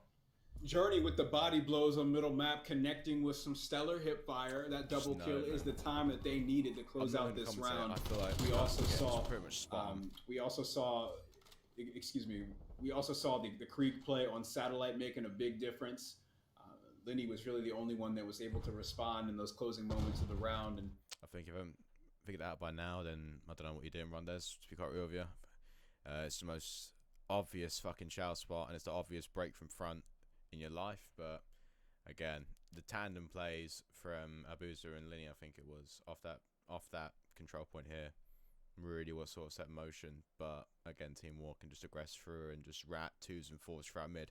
Especially for Belgian Power. Team War is just a completely different team right now, and I don't think Belgian Power knows what to do to it, because this isn't what they were playing against up until this point, and now trying to change their play style in answer to this just seems Journey is 13-6 shooting like that. Yako is now lighting up at 8-6. Metals is 8-4. Lucky 7-6. Just across the board, this is the Team War that we talk about. This is a Team War that's in the top contender conversation when it comes to the EU stage. And Belgian Power have to stop the bleeding here, because once Team War is on the roll, it's very, very hard to stop. Absolutely. Textbook Team War right here. This is what they do. This 2-0 lead, nothing to them. Of course, playing against Belgian Power, they still have time to fight back, but it is looking real slow. Tied up 1-1 in the series and will not be over just yet, but Team War in a commanding and controlling position in this control. We see Maple, the lone warrior, inside lights. He's got several Team War players, actually the entire team of Team War just around the corner, so he knows it's not safe. The pressure is going to support him from Green, but he still ends up falling. Team War again, great knowledge as well to split from 2 to 4 and then speed start. It's very stop-start Call of Duty right now. That's all you need to play. Able to support him on the A, though, will be a bit more harder this round, I do believe, because right now Brazy's making those dark plays. He's actually ranking for event quite well. Metals, though, oh god, that's power. It's pure power there onto Brazy. Green, though, 1v1 now coming in, and it's going to be won by Yako. Yako now can find a take. Oh, he does. He gets trophy. Oh no, we've seen this so much throughout the season. It's even at the start of the year when it was obtained via SMG. I mean, listen, there was a trophy player that obtained, lost to us, and we won the losers game 1 of the bottom series, I think, or the first. Actually, the first game of the day on this exact format on playoffs. Him as he can take down these 2 Team War players. Doesn't look like it's going to be in his favor, but he is contesting. It seems he's going to have a little bit of help from some of his teammates that rotated over from the A side. That's going to be Linny here trying to fight down these 3 members of Team War.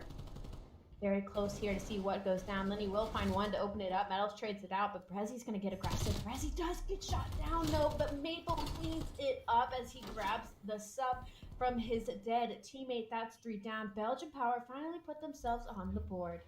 Thank Maple for the play right there, because if he didn't stop Journey, no one else was going to. Journey was about to approach 20 kills before most players in the lobby even hit 10. But Maple, picking up that submachine gun, as you put it, right there, was able to put the shots down range that they needed and just keep them off the point in those closing moments. So Belgium, they're putting 1 point up on the board here, stopping the bleeding. This Team War looked to be positioned pretty well to close out the map. And now they'll have another opportunity to do so here, but we will be looking through the perspective of Belgian Power on their offensive round.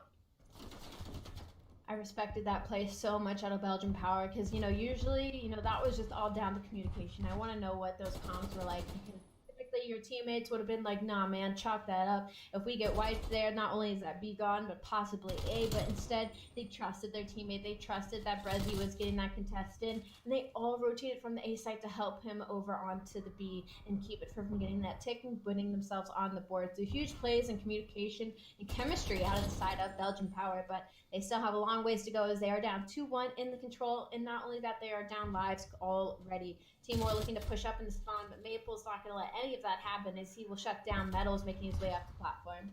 Maple's keeping track. He keeps a head count. You are not getting behind his team without him putting some shots into you first. Of course, Journey does come through, finding two kills with some support right there. So we see Team War with the pushback, keeping the pressure up on middle map. Journey far behind, but there are still 2 players alive from the last wave. It's Yako and Metals in the mix, doing lots of damage. Players 5 and 6, Maple and Musa, close to the action. Maple falls first. He has been the juggernaut for Belgium so far. Having him fall first is certainly devastating, but Lenny and Abusa are still in the mix. They fall too. It's a full wipe now, and it's just going to be Maple on his lonesome. Now they're staggered. Team War takes out Belgium for another map win. You said it perfectly earlier. That was textbook. I was expected to be fair. Garrison control and raid control are the 2 best controls for this team, I do believe. I can just sense it because when it comes to checkmate, I feel like a lot of Spanish teams struggle in checkmate control, particularly because footage is so common of them. Being realistic, I remember seeing Team War and August spend footage like 6 times in raid control. Oh, sorry, checkmate control. And that's where really it's kind of becoming a bit of a plateau for them because now you're thinking, well, we know what you're going to do and what you're going to do on every single round because it's there on footage. And you can't change it because everything else that changes around is being reciprocated or regardless. So what are you going to do? So Checkmate's just getting beat in the top echelon of players by a lot in of the European region, Spanish the Challengers Elite Series. And of course, as we see Season 5, Stage 5 here, coming to its conclusion. They're just showing you they got more of the same. They got a few new faces, and they're still bringing you the same force, same action. Of course, Belgium started off this series great in that Apocalypse Hardpoint, a wonderful first 2 minutes of Hardpoint, and really just 3 straight great maps in terms of individual performance from players like Maple. But we need to see a full commitment from the team. We need to see more contribution from the submachine gun players because right now, Journey has all the cards in his hand right now, and he's dishing them out. I feel like Belgian Power is definitely a pretty consistent team thus far as what we've seen from them. Across the board, they play very well. You can always expect Maple to be doing very, very important things on the map. But Team War, I mean, they were in the conversation for top contenders in the EU region for a reason. And now in the series, as they're lighting up, you're seeing why. And Yako, I feel like I'm seeing a completely different player. I don't know if he suddenly plugged in his controller or what. I'm not asking questions. But he suddenly is taking over a map. He's getting behind enemy lines. He's being annoying. He's actually winning the gunfights that he previously has hoped to win. So now up 2-1 in the series. My prediction flips a little bit. I'm starting to lean towards Team War a little bit. Of course you are, Ali. Not switch up like we saw. Of course you are. That's right. Team War, they hit that resurgence. They hit the regain. Game number 2. They're coming right through the series with a vengeance. I'm sure getting. I think my biggest problem with these 2 casters is because I think now they're starting to do the homework on teams because it was very prevalent throughout the mid-portion of the year that Ali and Fox were not a very compatible duo in terms of colour to play-by-play transitioning, understanding the real fundamentals of Call of Duty Black Ops Cold War, And just sort of taking experiences and applying it to this and thinking and like it will get them the minimum scrape of the barrel. They're understanding more of the players, understanding more of the movements in the scene now, which is great to see. It's an improvement, in my opinion, from what we've seen before out of these two. But, I mean, it's just really predictable what they're going to say. Every time you hear them talk about something now, it's really predictable what's going to be said. It's going to be something along the lines of, oh, well, no, I expect this team to win because they're 2-1 up and they're actually playing Call of Duty. Or, oh, this team looking really good because they just 6-0 this team on an S&D. Like, wow, they lit the map up. They lit the map up. Or if it's on a hard point and it goes to 2-2, which is expected. It's a Moscow hard point as well coming up next, so I would expect Team War to win that. But Belgian Power, again, they naturally were players that are suited to the map, and the functionality of the map suits Jack. The Jack and Linny so well. It just does. The same way it suits Yakko well, and the same way it suits Lucky well. So really it's just going to be a battle of two people against each other, and the rest is just going to fill in gaps. For this team, and I think they could be in the top contender conversation, but they have to show up a little bit more against Team War, especially because Team War was having an off day. Need more valuable plays coming out of this Belgium team if they want to be able to topple the giants that are Team War right now in this series. They're looking to close it out with that 2-1 lead, and of course with the way the tournament's been playing out so far today, they're coming back from that 3-0 loss, as I said previously, but they are facing off against a Belgium team that does not seem to be very well suited for this competition against Team War specifically. I think that as we get closer to this hard point here, you got to expect Team War to come through confident. They're going to bounce back from that first hard point loss, and they're going to play just fine here on Moscow. And as we hop right in, I'm favoring Team War a little bit just because of the convincing numbers across of the maps we've played previously. Already touching the point very quickly. The aggressiveness we usually see out of Belgian Power, I'm not seeing just yet. Maybe waiting for their teammates as Brezzy comes in from Escalator and gets a free pick, but Team War is looking to trade that out fairly quickly as they get the first 10 seconds of the hard point. First bit of time, Abuser from a distance is able to stop the flank before it begins. One more player coming at you though, screen's bloody red. They will stop him before he regens. Hill time still going to Belgian Power, putting some more points up on the board. We're approaching a lead switch here as Brezzy is going to find that first kill. But the pressure continues. You know Team War does not back off. Brezzy, of course, has to wait. He needs to be patient, get his health regen. First lead change here. His patience is rewarded as his teammates over his shoulder from Eskies and such were able to clear out the objective. One more just around the corner. Great shot is going to take him down there, but Maple is in the mix to follow it up. Yakko from a power position hops right into the objective with the submachine gun, right where you want him to be. Scrap time goes to no one as most of that hard point is contested. Moving to P2, we do see Team War with the initial time once again. Now, here's a real P2 break problem that I have with teams. It's making a push from mid and making a slow play through here. It's the easiest read, being real with you. You have to commit as well players through Eskies to pinch the front as well nowadays. And as well as that, once you find the route there to find a kill here, like he's done here, you will get a spawn here. And 9 times out of 10 at 30 seconds, an arrow usually rotates back here to lock in a deep spawn, or a player cuts through here to lock in something different. But what really is important now is that, again, Belgian Power have locked in time. They've locked in a front hold here. Jack Maple's in a power position. All he needs to do now literally is find numbers. But again, you see the arrows now from Team War rotate back early. Setting 2 back there is not bad, but cutting the map here is exactly what Jack needs to do. He needs to cut the map here, find some kills, ideally 1 or 2 back here onto gold and onto the bench heady.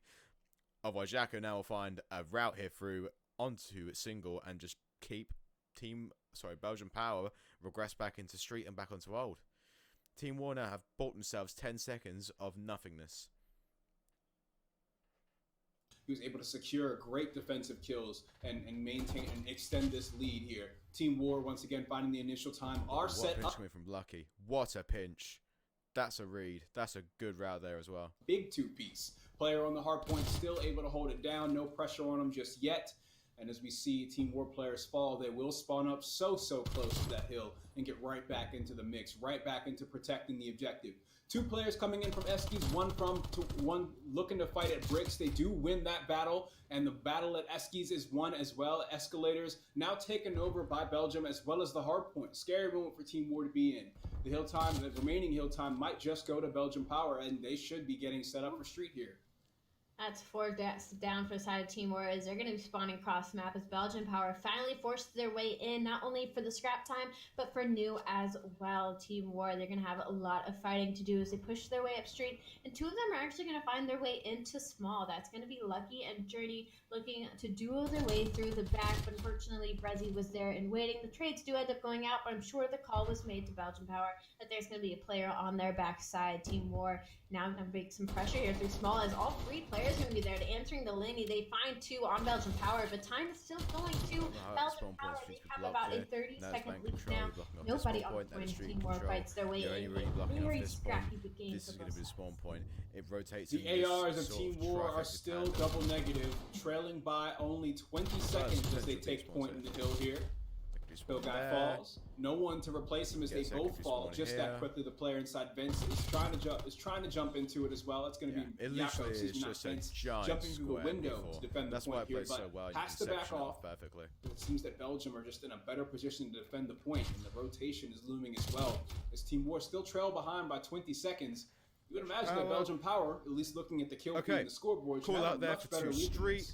They're going to have focus on left side. I don't think Team War are going to aggress, but number 4 here making the play is really important. Journey can now push forward and find gunfights. Completely shutting out the Eski's push. No, doesn't win the gunfight. Now Jack can find kills through the front. Finds one. Yaka there pushes through. Still has time in hand. And Boozy there goes. Yaka there going off in a 4 spree. I mean, he will in fact do that. Having some of the most engagement, I believe, in the game thus far. Maple but now, second rotation streaks are crucial. Belgian Power is outslaying the Team War. They're only on about a mere 10 points that they're looking to get here on P1. Not only that, that's going to be Journey looking to make his way into the back for P2 new spawns, but unfortunately he has a lot of players of Belgian Power he has to fight through first. He finds one, but he's going to be answered by Maple in just a moment. Turns and he actually gets the kill, but he will get traded out.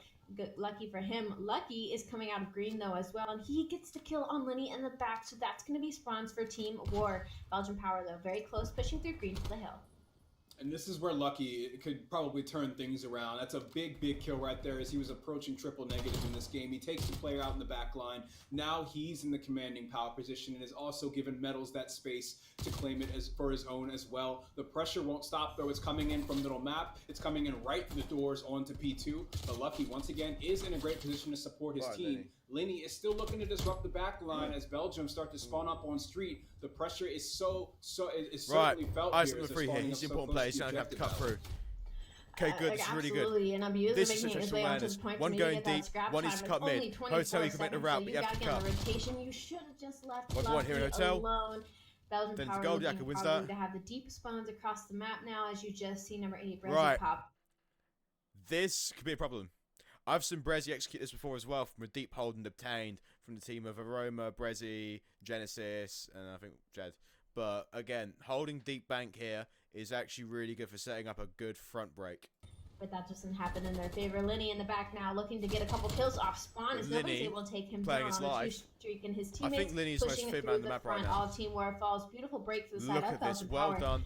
Only got 5 points now. Again, very scrappy back and forth. And these teams have been tied up thus far. Yeah, highly impactful play from Lenny right here for this hard point. Him finding those kills in the back line and behind those Team War players was so important. And Belgium claiming their position here on the hard point, finding us another lead change here as they start to pull ahead by 10 seconds. You saw Team War was able to put themselves ahead for a little while. The ARs of Belgian Power are just too strong. Maple, you could say this game could end on slagging alone. It could end like 230, 210. It could do that. But the chess pieces on this map are being moved so precariously.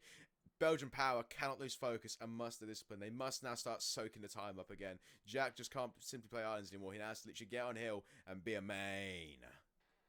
Bit of mid-map, maybe trying to do a very long rotation. Metals doesn't get timing on Lenny though as that trade goes through. Wow, and time is going to side of Belgian Power. Gunfights, making players, but again, you're giving them bank spots. Belgian Power is 154, Team War is 140. Team War, this is probably do or die for them to get into this hill or at least contest it a little bit. It should Belgian Power get all this time. That would put them dangerously close to the 200-point mark, and this is not the time Team War want to play a game of catch-up. Big stop right there, but they gotta take down Lenny. They do just that. Wow! Forward dead. Team War. Gold control, street control. perfect for a P1 retake. Now, expect arrows as well to start pinching around through mid here. Expect arrows as well to start just team shooting in the front and team shooting into double. Because really it's going to come down to certain individual players like Journey to just try and aggress, try and push back. Because now, at this point, everyone's reading your pushes. You need to pace it up a little bit. Brazil wins the 1v1. Rotating back to middle map. Team Metal's now playing the Island and Globe. But Belgium is just around the corner. Very well done. Very well set up. Brizzy dives out window there. Sure Boozer as well. That's 2 dead. Initial somehow double it up now to point. It's just break. Lucky in the hill and he's managing to stay alive. Wait for the call on Eskies and watch the arrows change. But lucky for him, Team War is now in the back line. Brizzy looking to maybe make some noise behind the players up. Team War goes in his favorites. Linny finds Unfucking real. That was tactical. Belgian Power looked very good there. Now, I do think what we're going to see is Team War aggressive P2 and P3 probably. This is how they have to do it because this will close out the P3. This will close out in the P3, this map. And the full 60 on that money hill. Now 16 seconds left on P1. Team War isn't looking to make the rotation just yet as all members of Belgian Power are in backstreet and apartment. Okay, now again, the double window break, the street break. Okay, now a single player there can make a route through front, route through mid. 3 players have to literally play around for Paul. Paul finds the first one. Paul knows there's 2 more outside. He's playing around double here very well. His life is being valued so much. Oh, Paul's getting the pinch there, but again, didn't work out. Team War too clever. Team shoot across. Leading there finds a second there from top PD. Third one on Jack. Yaka there comes in for a quick trade. And now we're going to be seeing a bit more of a collapse here. But look at the arrows right now. 1 there playing the island inside of that building there. PD still in control of Belgian Power. Journey there gets shot from the front. And I think that's 3 or 4 dead right there in Belgian Power's favour. That's unreal. That's unreal. I do think, though, this is going to be so tough. This is going to be so tough. Because Team War can realistically hold a full 60 here. What they're literally doing is they're just sacking off time. Jack's found so many important gunfights and won so many important 1v1s here. He can't afford to lose focus now. He's done so well. He's done so well for the whole portion of this map. And I think him and Byron have been pretty exceptional as well in the S&Ds. Now it comes down to just locking down lanes and let the Boozer or Brizzy just play rat, you know. Right now, really tight setup out the break, giving all the freedom now for the lanes to be filled up from Team War. Now what's going to happen? Okay, if you're a team like Team War, you want to break through the back right now. You want to find kills, but look at this heavy setup. There are arrows watching everywhere. They're just finding timings. Jack finds one. Jack will find a second. Look, it's just Team War collapsing. Team War is speeding the collapse. And look, the tight setup there was broken. But they can't win it off of here. They can't win it off of here. Now, Team War are doing the correct play here. They're spreading out so well. Number 1's now routing all the way through to a P4. Getting team shots now through mid. That's lucky. Again. Perfect. Perfect. If you're Team War, if you want to worry about it, now you can start focusing up for players spawning up a bit deeper on. But again, Belgian Power now going to try for a front break here. Get shut down. They're going to spawn up around about here or here. Okay, they're going to be spawning plat. That's going to be a secondary spawn. And secondary spawn again. They're deep into library. Okay. Now, for number 8, I would put number 8. I'll put 8 in bank right now if I were them. 8 needs to go in bank. Brazzy needs to be a bit more out of pace because he's been playing this similarly for a lot of times now. But now he can flood it. Now he can block it. Paul. Very well done there from Paul Brazzy. Gold is taken, but Yaka's irrelevant right now. Unless he makes the pinch now, he becomes irrelevant. But Jack reads it perfectly. Boom. Their break is stopped. Now, it's going to be down to 5 seconds and 1 break. 249. They just edged it. Unreal. 1 more tick there, and it would have been probably a contest, but I do think they sort of held on to it. Belgian Power again. I thought it goes out to P3, but again, the tight setup was not held. It was broken by Team War. They pushed out, they regressed, they forced them deep onto the spawn out by Eskies, and then off the respawns, they set up breaking from front, lost break again, and it was just a giant headfuck, really. But I will say one thing there. Highlight the performances of Lucky and Jack Maple, because the ARs played unbelievably well. Lucky in the second portion of things, Jack across the whole entirety of this map. I could not fault any of the execution they put up, and I could not fault as well that they actually got leverage in the power positions. Human turrets is all I'm going to say about that. Game would have gone completely different, but the thing about this here, it wasn't that the ARs weren't playing on top of their game. It was that Belgian Power was shutting them down. And tactically speaking as well, a lot of the breaks here onto P2 were really, really crucial for Belgian Power. They were orchestrating a lot of reads here onto chess, onto double. They were orchestrating a lot of heavy street pushes from Team 1 in the later portions. And when they broke through mid here to actually get in control, the 1v1s off of Ticket onto PD and the 1v1s being read from here onto Laundry, they were just being won. That was simply Abuser and Jack just combining and really formulating strategy across the map. So that is some high-level Call of Duty play. I am looking at both of these teams. I honestly have no predictions as both of them are playing lights out. If Belgian Power is still able to shut down those ARs, we could see a very scary situation for the side of Team War. Absolutely. I'm going to stick with my prediction and say that Team War takes it in Game 5 regardless. When it goes the distance here, I just tend to be on their side with it. I think that they'll close it out. They've been pretty consistent in that regard, I think, bringing these games, these series so far into the end. But Belgium, they look good. 2 hard points in this series. The second one was much more of a fight than the first one. But still, like I said, they had that resurgence in map 1. Team War did, and they were able to bring it to a more competitive map. But getting into Search and Destroy, Belgium was still no slouch on standoff either. So getting into Game 5 here, Ali, I gotta say, do you lean one way or the other? Are you sticking with what a fucking day? And it's going to a map 5 Express. You want to go against me, and you think Belgium might be able to take down War? I'll go against you just for the storyline at this point. I love underdog stories, and like I said, I love Elevate, and Belgian Power to me once again is just like the academy version of them at this point, and I'm enjoying watching them grow and watching them play together as just a very consistent team. And going into this Game 5, I feel like if they all are playing the way that they have been playing, they all are shooting on all cylinders, I feel like they could close it out on Team War. Once again, we just watched them shut down Team War's ARs, which is not an easy thing to do for a tank like that team. So I think there's a possibility, Fox. I want to be the devil's advocate. Looking at Game 5 here, you gotta be fearful for the side of Team War if you're looking at the performance that we've seen so far from players like Lenny and Maple. Even at times, of course, we've seen Buza really just light up the game with the submachine gun, steamrolling players at times when he's got to break the objective, when he's got to break a setup from the side of Team War. So they definitely have that going. Right, splits. Both hard points won. Team War have won their control S&D. I'd say Team War take this 3-2. But I think Team War are kicking themselves that they did not win the hard point. The mentality of Team War right now is like we should win the hard point. It should be a 3-1 closeout. If I was in the position of Magic Mike, I would probably say to them, like, listen, don't overanalyze it here. This is Express S&D. You guys are excellent on Express S&D. Close it out here. Play the game. Be disciplined. At the end of our Challenger season, right off the bat, Rezi not a hot start when so much is at stake, Fox, but once again, Belgian Power, we look at the map that we're on, Express, and I want to favor Team War just on map alone, but I also think of the fear inside of me that is Maple staring down on all of these long lanes that Express gives to us, like the B site and like the train overlooks. And as we see a couple fights go down, First Blood was in the favor of Team War as Abusa falls, even though it was from a teammate. Unfortunately, Team War looking probably to capitalize on that. Defensive positioning, still holding strong with the remaining offensive positioning, remaining strong around computers for Belgium here as Lenny is able to hop onto the bomb site. We saw Lucky, who stayed put on the opposite end of the map, just protecting B in case there was a call to reroute things. Of course, everyone sees the betrayal opening up the round, but Belgium, they're still able to hold out strong and even things up. 2 versus 2 with the bomb down, so things are more so in their favor than Team War, as Team War now has to retake. Metals is going to catch Maple with his pants down. Shots in the back will do it. Coming to the train is Lenny. Submachine gun battle here.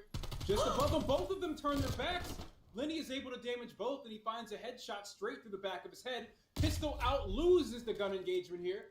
There's enough time for a defuse. Yeah, just enough, I believe. And Lucky's gonna fucking hell. That's one of the more aggressive round ones that you'd see in life, to be fair. Of Belgian Power, and the fact that just milliseconds away from getting that defuse, he just played hooky just a little bit longer, just a little bit longer. Just my situation of the teammate straight away. I mean, Belgian Power pretty much they just locked it down straight away. Made a really hard A take for them. Timed it perfectly. Timed the back pinches perfectly. Other than Metals finding a window of time, I mean, Linny as well was just rereading it and just chatting at the points. Then you were down the side, of course. They had to play the close corner there, and it was a very, very simple read for Yeah. Slowly but surely creeping your way through it, or hugging the correct corner to wait for someone else to make the mistake of creeping by you, thinking they're quiet. They got Black Ops dog tags jingling in their pockets. Just on the opposite end here, we see Metals putting some shots down range, not connecting with a whole lot, but there will be 2 players coming up their computers. They peek this. Metals does see him. They don't challenge. There's still no damage on Metals. They do force him to back off here now as his teammate falls behind him with the bomb. And Computers control just remains here with Belgium as no one from Team War opts to move up. Bomb carrier Metals now as he's able to pick it up off of Lucky's body. Yakko hitting the flank here, looking to disrupt that setup that we saw around Computers. But just as a distraction, he decides to back off towards the B site. This could be a call to an audible here over to the B site here, Ali, and it should be successful. I said Mayful was going to be scary on this map. And Tell you what now, if it seems like both teams are really scared to engage in full-on gunfights, so they're sort of shooting different back, it's actually opened up the map to the point now where Team War can take B safely without any hesitation. Four's going to speed up here and try and find the kill. Side, but Breezy should get timing here, which he does. Number 8 now is going to team shoot across here, which he finds. Now it's going to be a collapse down to number 8. Number 7, they can fit a late pitch though. Turn on, but doesn't go in his favor. Yakko is behind every single player though. He's only... Fucked up again. But again, Belgium power win the round there quite comfortably. They win the round there very comfortably, to be fair. Terrifying player, because you never know when that person's going to be you. And now as we watch Mabel sitting deep in his spawn, get an eye of what he's looking at right down mid as he's all the way against the wall. Very quick A push on the side of Belgium he's Power. Playing they it are so looking to deep. lay this bomb and lay this bomb. But he's so irrelevant right now. And I love this play, although Team War does find kills on 2. And again, Maple is coming off the spawn, so Lenny is by himself. That's a high-risk, high-reward strategy. We expect Team War to just flood through, same way New York countered a phase in their winners' finals game. 3, not impossible. Siggy has some information on Lucky. Doesn't get the kill, though. Honestly, Team War could probably just pop the bomb right now and make that defuse, but not that they need to, as Lenny finally gets found out. Maple now last alive. He has 4 in a row. Big double kill right there with the last remaining. Chat that he did it. But I mean, again, situational awareness. You expect Team War to go through there. The replay is still going to be an another round win. If you're just tuning in, we're in the beginning stages of the final map of this series. We are in game 5. Fucking hell. And lots of back and forth as we've gotten to the later stages of this series. Game 4 and Game 5, it's a lot of this tug of war. And speaking of war, 3rd place in Stage 5. We've seen these guys do a whole lot on the Challenger Series thus far, placing within the top 7. 3rd place in Stage 5. Fuck me. We saw them make $4,000 as a team of 4, placing 4th in that tournament. They're looking to go the distance here this time around. We also saw them win a cup back in May. Number 13. Rondas, I don't give a fuck, mate. Just say what's going on. Of course, $20,000 is the big bag to claim this week. Getting right back into the action. I'm taking a look at the defensive setup from Belgium Power. They're not in a great spot to stop the plant that's happening here at B. But the 2-pronged attack here on both sides of the map, player 4 and player 2 teaming up alongside one another. That's Busey and Breza attacking one side as they look for Lenny and Maple to meet them in the middle on Ticket Booth. Rezi and Abusa, make their way right back into mid. I don't know what the backtrack there was, but Yakko got a free 2. Lucky's going to find one. I don't know what that play call was either, Fox. Take a collapse. I mean, that's what happens. We can take through me and take through your cat. You will expect some... very, very serious chance coming in here. Yakko just simply can just finesse around here and find kills. But that was fucking disgusting. You will get picked off by an enemy team. That's exactly what happened to our poor Belgian Power. That's a stinger. That stings the heart. Clean work of them into the mid side. Oof. All 4 players pouring through mid. They fall before the play even begins. Barely made it through Ticket Booth as Team War is able to hold down the site with the bomb planted. And of course, so many of these players have been fighting tooth and nail for the last 6 months since our competition started around in February and March. Playing for so much here. Thousands of dollars up for grabs every week. Constant online tournaments in this virtual environment we're playing in. And of course, the nerves have got to be high as we're in Game 5 of this series, and someone's not going to make it out of this one, of course. 3 players on middle map here from Belgium. One of them is a bomb carrier, but they still got Metals to deal with, and he's dealing with them. B is not working for Belgium Power. I wish they would stick to the A site push that has been granting them so much success thus far in these rounds, save for some simple slip-ups and simple unfortunate COD timing situations. As Maple makes his way over to the A site by himself, Bomb is still kind of out in the back of their spawn. He might get timing on the Metals here. As he slips right on past, he might get a free B plant here, but he will quickly be answered by Metals, who's kind of pushed up in their spawn. He gets shot in the back, but Maple should be able to clean up Yako. But the trades are through. The numbers are not there. Lenny is now stuck in a 1v2 while trying to lay this bomb. He will be able to get the plant, but very quickly, 6 and 8, that's going to be Metals and Journey quickly going to make their way over to him. Looks like he's going to make the long wrap, but they can just plant right on it. Metals is starting the defuse. I don't know if he's going to be able to turn this corner fast enough. Yep, that should be all she wrote. That's going to be the Ghost defuse, Ninja defuse onto that bomb. And Team War now going to go up 4-1. If Team War, you're living comfortably right now, but I'll point at you now. Belgium Power can chain 2 rounds off the rip. I mean, like Alicat said, the A-Tech seems to be a bit more relevant in my opinion. There's a lot of B collapses which Team War is winning and bullying. They'll be more visible later in the rounds when they revert back to B. Get into that middle part. But I do think that if you're bullying off B straight away, you're more than likely to win the whole series. Bomb in a 2 versus 1 situation and stick the defuse. Team War, of course, playing to their numbers advantage just like that, and they're going to win the 2 versus 1 situation. Now, new scenario. All 4 players up. 7 of the 8 players are at the B site, as the remaining straggler behind them will be Maple. He'll be coming up from the back line. He will have to answer to Journey, who's waiting for him to do just that. As most of the engagements are going to be going down around Ticket Booth here. We're looking through the perspective of Buza. He's got a great view of all of it. One slips just behind him here. We'll have to see if he ends up turning and stopping player number 7, who actually just opts to go all the way over to the A site. It's Yako standing on top of the train. Buza drops prone. So no sight from... No, I don't think he has a line of sight from middle map in that position. Now, it springs into action with a little bit of support on the side here, but no kills just yet. Why did Lucky get up? I guess he might have gotten a play call by one of his members that he's going to get shot off the bomb, but Lucky is laid down, starting the plant in the second that Belgium Power peaked that. Every beat take has been Team War. Every beat situation has been Team War. It's either been a full collapse and 4 dead. It's either been a situation of a 2v2, simple reads. There hasn't been any passive holds right now. But they have a mountain to climb, Belgium Power, if they want to win this. Not that it hasn't been scaled before. Because Elevate have come back from this exact scoreline against this exact team. But Team War, again, are not in a situation of kicking themselves about shit. They mean business. A lot of their COD is replicating that. Match point, so far in this map, Ticket Booth, the sales have been closed, and Team War has really been dishing it to them on this part of the map. We're seeing User still with 2 kills now to his name as he puts a second one on the board. Belgium Power. Wow, this is the best that Belgium has looked on this part of the map all map long. And now they're finding comfort in B. Team War are going to be bomb carriers. They're going to take that A. 4 more rounds in a row after a round like that.